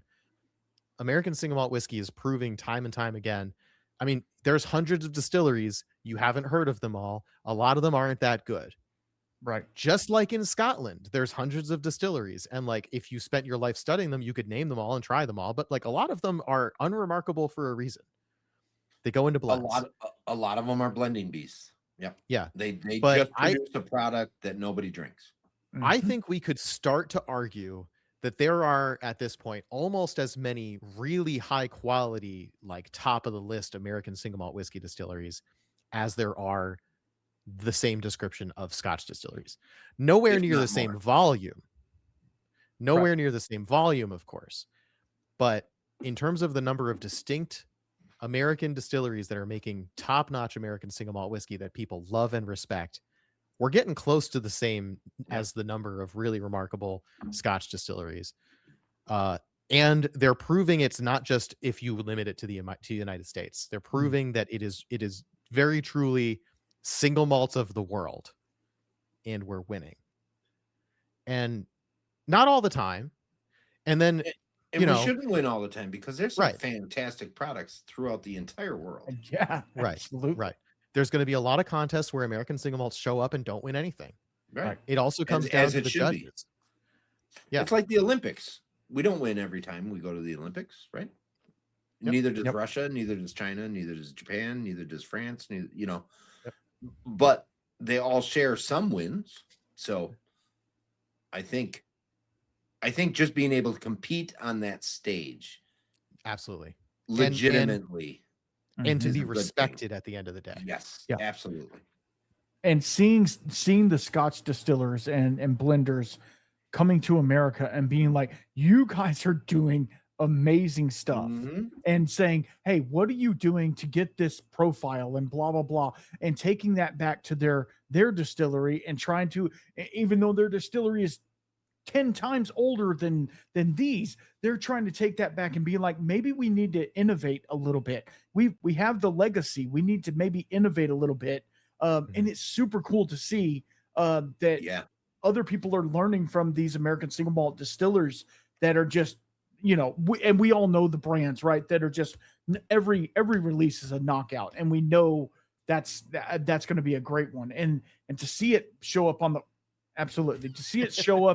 the world stage and for everybody to applaud it, that just, it's almost like job well done, right? But the job's not finished. We're just started. And that's the cool thing. Like, with Scotch and Irish and stuff, they've had hundreds of years to build their brand and build their portfolio. Whereas American and remember, single malt, what made Japanese whiskey take off and become a tater is the fact that they beat out a Scotch for best single malt in the world with their because Yamazaki it was a Scotch, crazy old because they made a Scotch. Right. But I mean, they made it in Japan. It was genuinely a distilled in Japan product that was really well made. I know. I'm playing. Excellent sherry. I don't forget how old that one was. Yeah. Excellent sherry cask, right? But everyone's like, oh, Yamazaki won best single malt in the world, which is that's what that headline gets distilled into, because that's all it takes. It doesn't matter that this was the masterwork of a distillery, right? This was the best thing they've ever made. Right. And then everyone's like, I got to buy Yamazaki 12, to the point where when Yamazaki I first bought 12 Yamazaki 12, $190. Yeah, it's ridiculous. Yeah, I think 2 years ago, I was talking to the bar manager at a restaurant, and I was looking at the whiskey menu, and I was seeing the price. Like, I was like, hey, Yamazaki and Hakushu are like really good prices here. Is that actually a full ounce and a half? And he said, yeah, but buy it now, because in a month, Suntory is doubling. This was a couple years ago, right? We've seen it happen. Now it's $190 it's already bottle. done. Yeah. When I first bought a bottle of Yamazaki 12, it was the equivalent of like less than $60. And it was already price inflated then, because that was 2015. The next time I bought the bottle of Yamazaki, it was $130. And now it's over $200. Why did all of that happen? That all started because of that one International Whiskey Award where they won best single malt, which means they beat Scotch. So there was a couple of other things that happened that helped that out. So that award helped, right? That drove some popularity and some interest to Japanese whiskey. So then Japanese whiskey started saying, well, let's just pump out Japanese whiskey that isn't Japanese whiskey. Okay. So now you got mediocre products coming out as Japanese whiskey, and Yamazaki 12 is a fantastic product. That is Japanese whiskey. Yeah. So then maybe not so fantastic anymore. My opinion is the quality has dropped since 10 years ago. It may have, but fast forward a little bit. Now we have the rules in place in Japan. So now to say Japanese whiskey, it has to be following these rules. Well, now they put the cart before the horse, right? They put the cart before the horse because they made excellent single malt before they had rules regulating what that was. They did. And then the rest of the world. Not everybody did. Right. And the rest of the world started going like, oh, but there's all these Japanese whiskeys. It turns out there was a little bit of a rug pull here. You actually just sold me blended Scotch. Yeah. Right. Which Yamazaki was never just a blended Scotch. Right. It was always 100% Japanese made distilled. Right. That's what I'm getting at. Yes. So people figured out that Yamazaki was a real deal. Yeah. Price goes up again. Right. But my point is, The United States, thanks to having really solid whiskey rules, which Japan didn't at all. They just didn't have rules for whiskey, right? The United States having really solid whiskey rules, everybody who was making American single malt before the ratification of the ASMW definition was either making whiskey, which already had pretty strict definitions, right? And it just happened to be whiskey that was made from 100% malted barley. Or they were making American malt whiskey, which was at least 51% malted barley. It just happened to be 100% malted barley. So we already were fitting into a really rigid category. And if anything, American single malt whiskey made it broader, right? Brought, you know, more like spiritually in common with Scotch, but like within American whiskey brought more into the same category in terms of options for how you make whiskey, and legitimized every single one of those choices. So people have been kind of constrained in what they were making before. And now the door is wide open for people to take risks without being worried about violating a future definition, which is great. And like some people say innovation is not really a thing in whiskey because everybody's done variations on the same thing a million times. But like, if we call it like product category innovation, and you know what I'm talking about. Yeah. What is available to the category now is likely to make our success on the international stage better even than before. Yeah. Correct. So I'm really looking forward to what hits the UK market 3 years after the ratification of American single malt whiskey, when they can ship a label to the UK that 100% complies with the Scotch's, with the SWA's definition, the world's definition, the world's definition of what single malt whiskey should be. That's right. And to see people react to that, and they'll go, oh, but it's only 3 years old, it's immature, right? But we'll get there. American single malt whiskey is turning out. But they already love that bourbon. Get them bourbons over there, and what do you think those are? 4 and 5 year old. Yeah, but my bourbon was aged in Kentucky Fried Chicken barrels. Well, you know. So I want to caveat one thing before we go. So, and I'm not trying to toot my own horn. I was graciously allowed to do blind tasting for the Texas Whiskey Festival. Now, that it's not a great thing. Let me tell you that. So hold on. It was a great thing. Okay. Don't get me wrong. It was a great thing. It was a great thing. But I'm so what hurt my heart? Hold on. What hurt my heart was the category for malt. And here is my cheat sheet right here. You can't see it because it's not coming out yet. There was only 5 malt whiskeys. I said malt whiskeys. Not single malt. It was malt. only not single malt. One of them was not a single malt. And I can tell you, we know and love the winner. That's all I'm going to say. But then on cask finishing, now this is not a flavored whiskey. This is just a finished whiskey. There was quite a few. There was a page and a half, right? Everything from bourbons to ryes to, ASMs, whatever. It really goes to show me, especially, and this is talking just from my heart, as much as I want American single malt to grow and turn into this juggernaut, especially Texas American single malt needs a lot of work. And we need to get out of the shadow of Kentucky and in the bourbon category, because we're so, like, there was almost 30 different bourbons in the category, right? When malt is 5, that doesn't line up to me. Like, Texas should be strong in the malt category because we have great breweries around here. We have people doing amazing things, and the people that are making good American single malt in Texas are doing it well. They know what they're doing, but it's like everybody else says this is a secondary thing we do, which to me, that just downgrades the whole thing. And then one of them does a 60% malt, which, okay, it's a malt whiskey. I get that. But they had to put it in there because if they wouldn't, it wouldn't have even been a freaking category. Oh, they have to have 5 minimum? They have to have 5 minimum for it to be a category. So to me, it's like, yes, we are expanding and American single malt is doing great. But like, holy crap, we need to like get some people out there producing really good American single malt and teach these other distilleries that this isn't just a side project that you do when you have leftover grain. This is something that can turn into something magical and win awards all over the world. Like, Yeah. why are we not showcasing that? But yet we're pigeon-toed in this bourbon category, which, don't get me wrong, I love a good bourbon, but we're pigeon-toed in this bourbon world to where American Single Malt is just kind of Secondary. the redheaded, not even the redheaded stepchild. It's the stepchild that lives in the cupboard under the stairs. You know what I mean? Like, it's not a good one. I think for me, remind me, what grains grow well in Texas? all of them. It's not barley. We grow Barley does different not. parts. You do barley up actually north. grow. Yeah, they grow Okay. barley Barley up grows north really well in the high plains up around Amarillo. There's a lot of barley. Corn grows well here. Rye is pretty good. It's a hardier crop, but it's a different type of rye than a lot of people use. So right, because most rye comes from the cold north. It does. Yeah.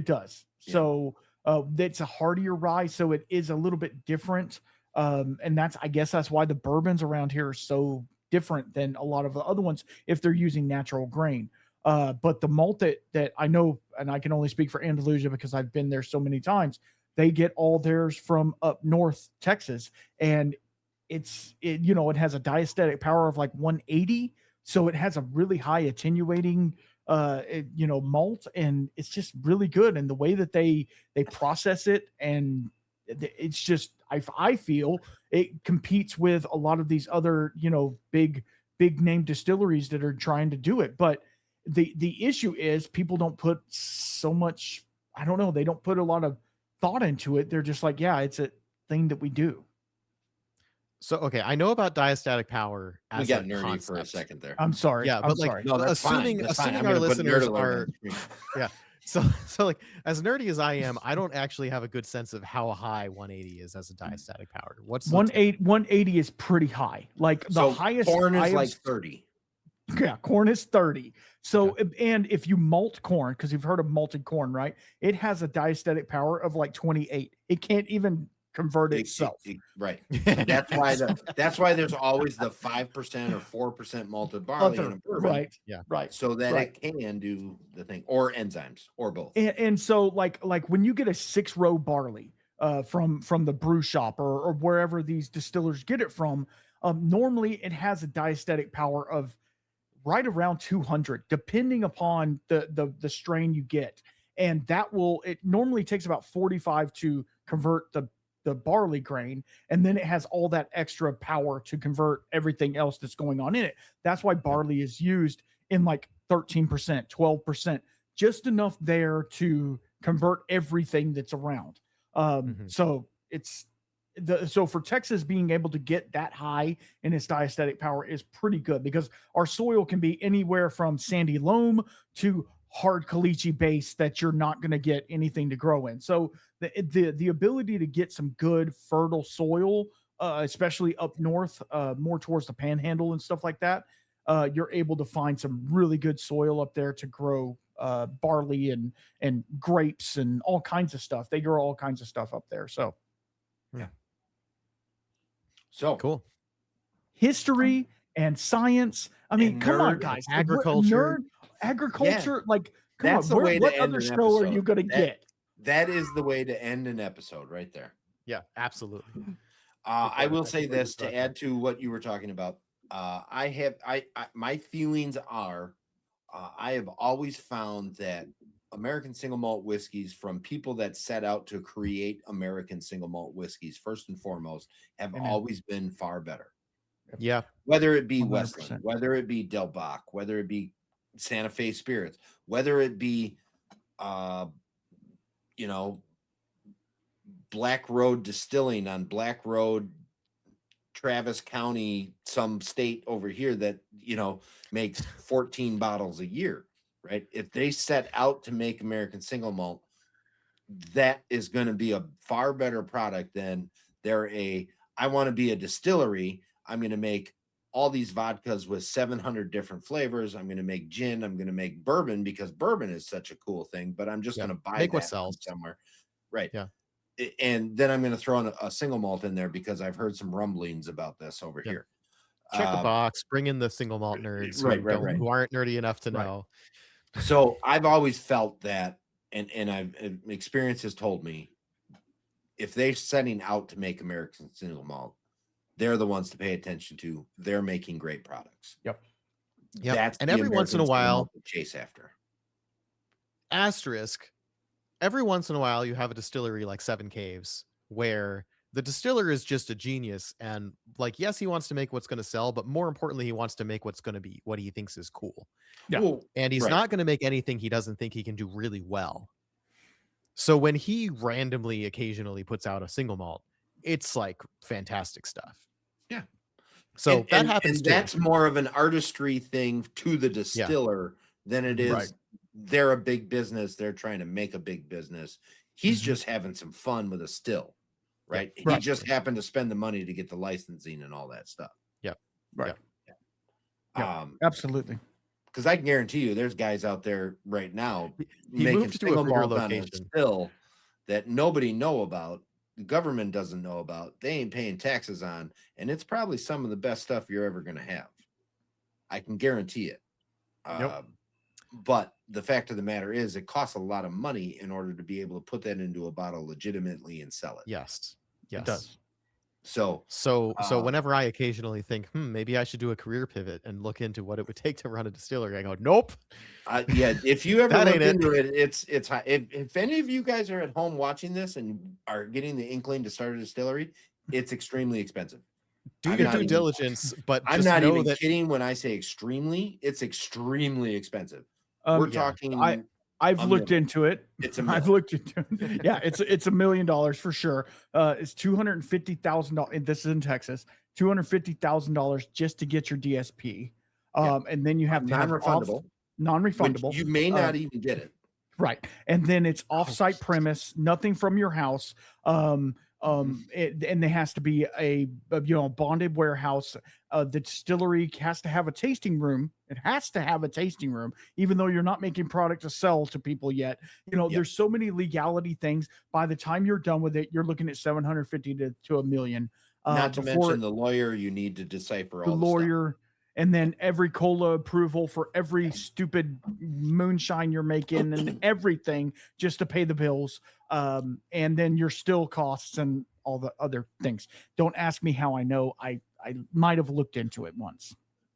or 3 times. Or 3 still times. Looking at it just This for week. fun. No, This he was week. looking Now, at it. Just saying, whatever. definitely, Right. and more to your point earlier, Germ, the distilleries that set out to make American single malt, some of them have like only ever released an American single malt. Like, Right. They just, But then that's you what have their passion is, and you can feel the passion in the bottle, right? Like you can feel the passion. and in then the you bottle. have occasionally, right, like Copperworks, real expensive location there in Seattle in the very near Pike Place Market. They only have, what they've done is only distill 100% malted barley, which I think is super cool. But along the way to releasing American single malt whiskey, they also released gin and vodka, which were 100% made from 100% malted barley. But they're making it. But they're making it. They are making it, not sourcing it. And ever since I'm day one. whole really, really cool with that, because whiskey you cannot make today and sell tomorrow. Doesn't work. Right. Right. But you Gin, got to you keep can the make lights it on. today and sell it tomorrow. Right. Vodka, you can make it today and sell it tomorrow. They're making it though. That's the problem. That's the beauty of it right there. They're making the products. My point was along the lines of find if you a anybody distillery likes gin, find you a distillery that wants to make American single malt and just happens to make other products along the way. And you might Copperworks find those gin- other products are actually like really top-notch products too, because the amount of Copperworks care gin and is top-notch. expertise, It's excellent stuff. the Excellent amount of stuff. care and expertise that has to go into making American single malt is just going to make you a better distiller. Mhm. Yes, absolutely. 100%. All Now, right. people are going to debate me on that. Bourbon Bros are going to come at me in the comments, but I stand by. Hey, they got too much creatine in their veins. They're fine. Yeah. They can't step But- to this. Yeah. too much oak. This might be one All of our right. longest ones. I think we should wrap it up. No. We are wrapping it up. Hour 53. Gentlemen, What did you guys pour anything after our first stuff? I ended up pouring I this did the this Revenant Quintessential. Oak. This is Oh, the the Kitsap Kid Whiskey Sap. Society. Oh, that one is so good. It is. I poured the Starlight 10-year. Oh, nice. Yeah. That is one that I Nice. haven't had, and I I want it. Okay, well, I'll send you a sample of it, but because when I first tried Same. it, I didn't Also care here. for it. Oh, no, okay. I didn't care for it when I first opened it. I was like, it's okay. But now that I'm sitting with it, I'm like, it's not bad for a 10-year-old age-stated product. It's fairly good. So Excellent. we'll see. Yeah, I poured my second one was the regular Quintessential 92. Quint, there you Since go. we were talking about it, and then I'm been finishing up with very local distillery to me, this Copper Crow. Okay, They made an American single malt. So sweet. Cool.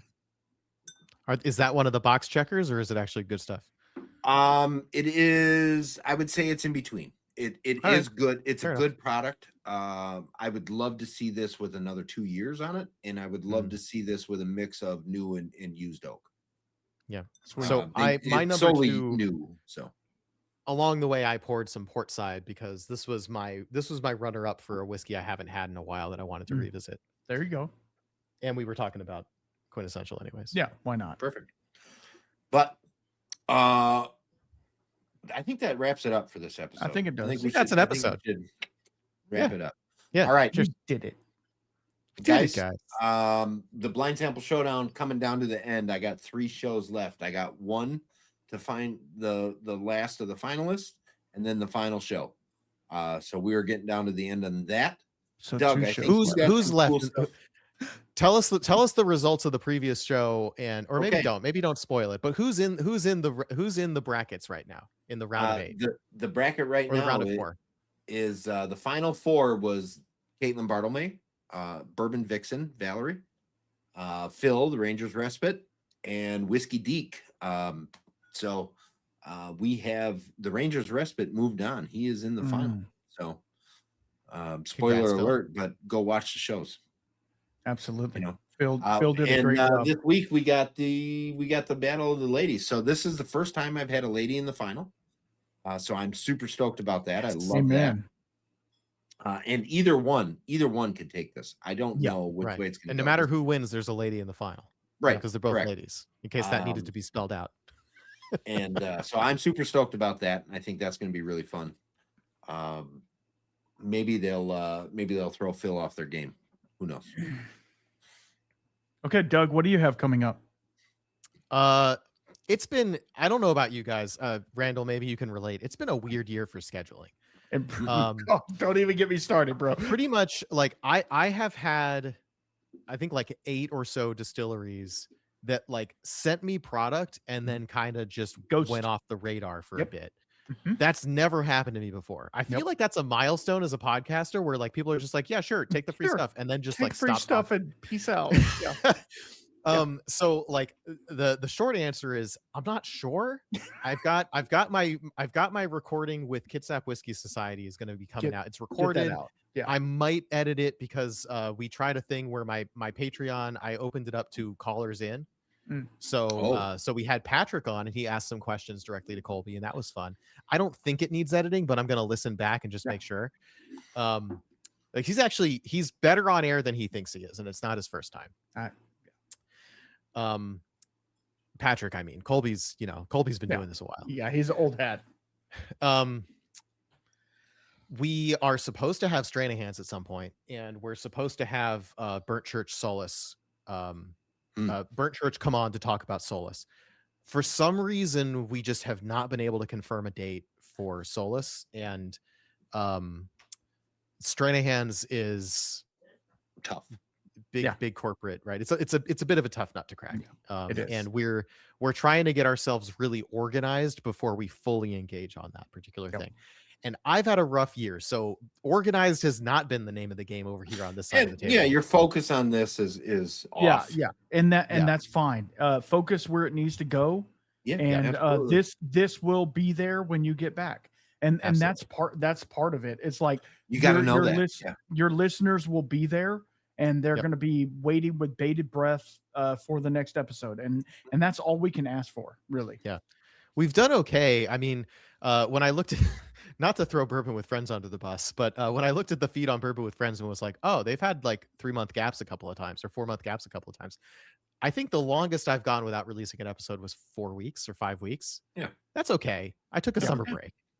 I had a And- baby. and- and took a break. You had a we started this one with the actual once a month. That's what Yeah. that was our spit right off the bat. And we are having a hard time, guys. Like, we are literally having a hard time getting together. We are at the end of the month, and we are like, we got to turn and burn this one to get it out for the month. So Yeah. y'all need to And understand. so At the end of the apologize month for the already. 2-hour-long Holy crap. episode. We Yeah. didn't have enough Yeah. time to be organized enough to do a shorter one. But we actually did have stuff to talk about this time. Yeah, we did. And We did. I think before we cut this out, the next time you see us, I think we're going to introduce a new segment. I think we're going to introduce the 2 good, 1 bad, or 2 bad, 1 Yeah. good. Whichever way it works out, we'll talk about that later. But one Depends of on how many us is brands we going wanna to throw under the bus. send samples to the other 2, 2 of which we think are good, 1 of which we think is bad, and we're going to see how that goes for the other 2 people. And I think that could be really fun. Yep. Yeah. Should we So- order the solo blind? Should we all get solo blind sets so we can? No, they're going to. The person sending the samples. is No, doing blind. we'll send them blind. Yeah, Yeah. We'll send them blind. So, but Have you guys seen that thing? That little yes. gadget, the solo Yeah. blind ship. Yeah, It's pretty neat. cool. It's neat, It's pretty cool. right? It is neat. I haven't looked at what it costs. It's still but your I'm not own sure. collection. You Yeah. still poured the 3 whiskeys, so you know what the Yeah. 3 are. Yeah. So Semi if you're smart and you want to win, you just pour 3 very different whiskeys that you know, Yeah. and you're like, okay, well, here we go. I won. Yeah. I won. But if you get someone else to pour it from you from a collection the size of the collections we have, it's okay. Mhm. That's gonna. I think that's gonna work out pretty well. Yeah. yeah, absolutely. for sure. Now, if you're somebody who has 20 bottles, I don't think you're gonna fool yourself too hard Probably not. ever. Usually no not. matter If what. you, especially if you That's- know them. That smells like gin. Wow, who would Yeah. have thought? Dude, I did have some really good gin the other day. But Yeah. that's a topic for a different show. Absolutely. And until next time, Let's get out of guys, here. keep your spirits up. Rip them and Rip sip 'em. them and sip them. I like. Is that see your you in the usual sign off, lodge. or can we just take? Can we do rip 'em and sip 'em? Can that Yes, be our, no, our sign off? No, that's our thing. Yeah, rip them. I Okay, made- fine. I'm good with rip 'em. All right, that's gonna be our thing then. All right, we got it. There we Rip 'em and it, sip 'em. it only took 6 episodes to figure out our outro. All right, guys. Here we go. All right. Love Until y'all. next time, guys. Love y'all. Drink some Peace. American Single Malt, rip them and sip them, and Whatever. see you in a month.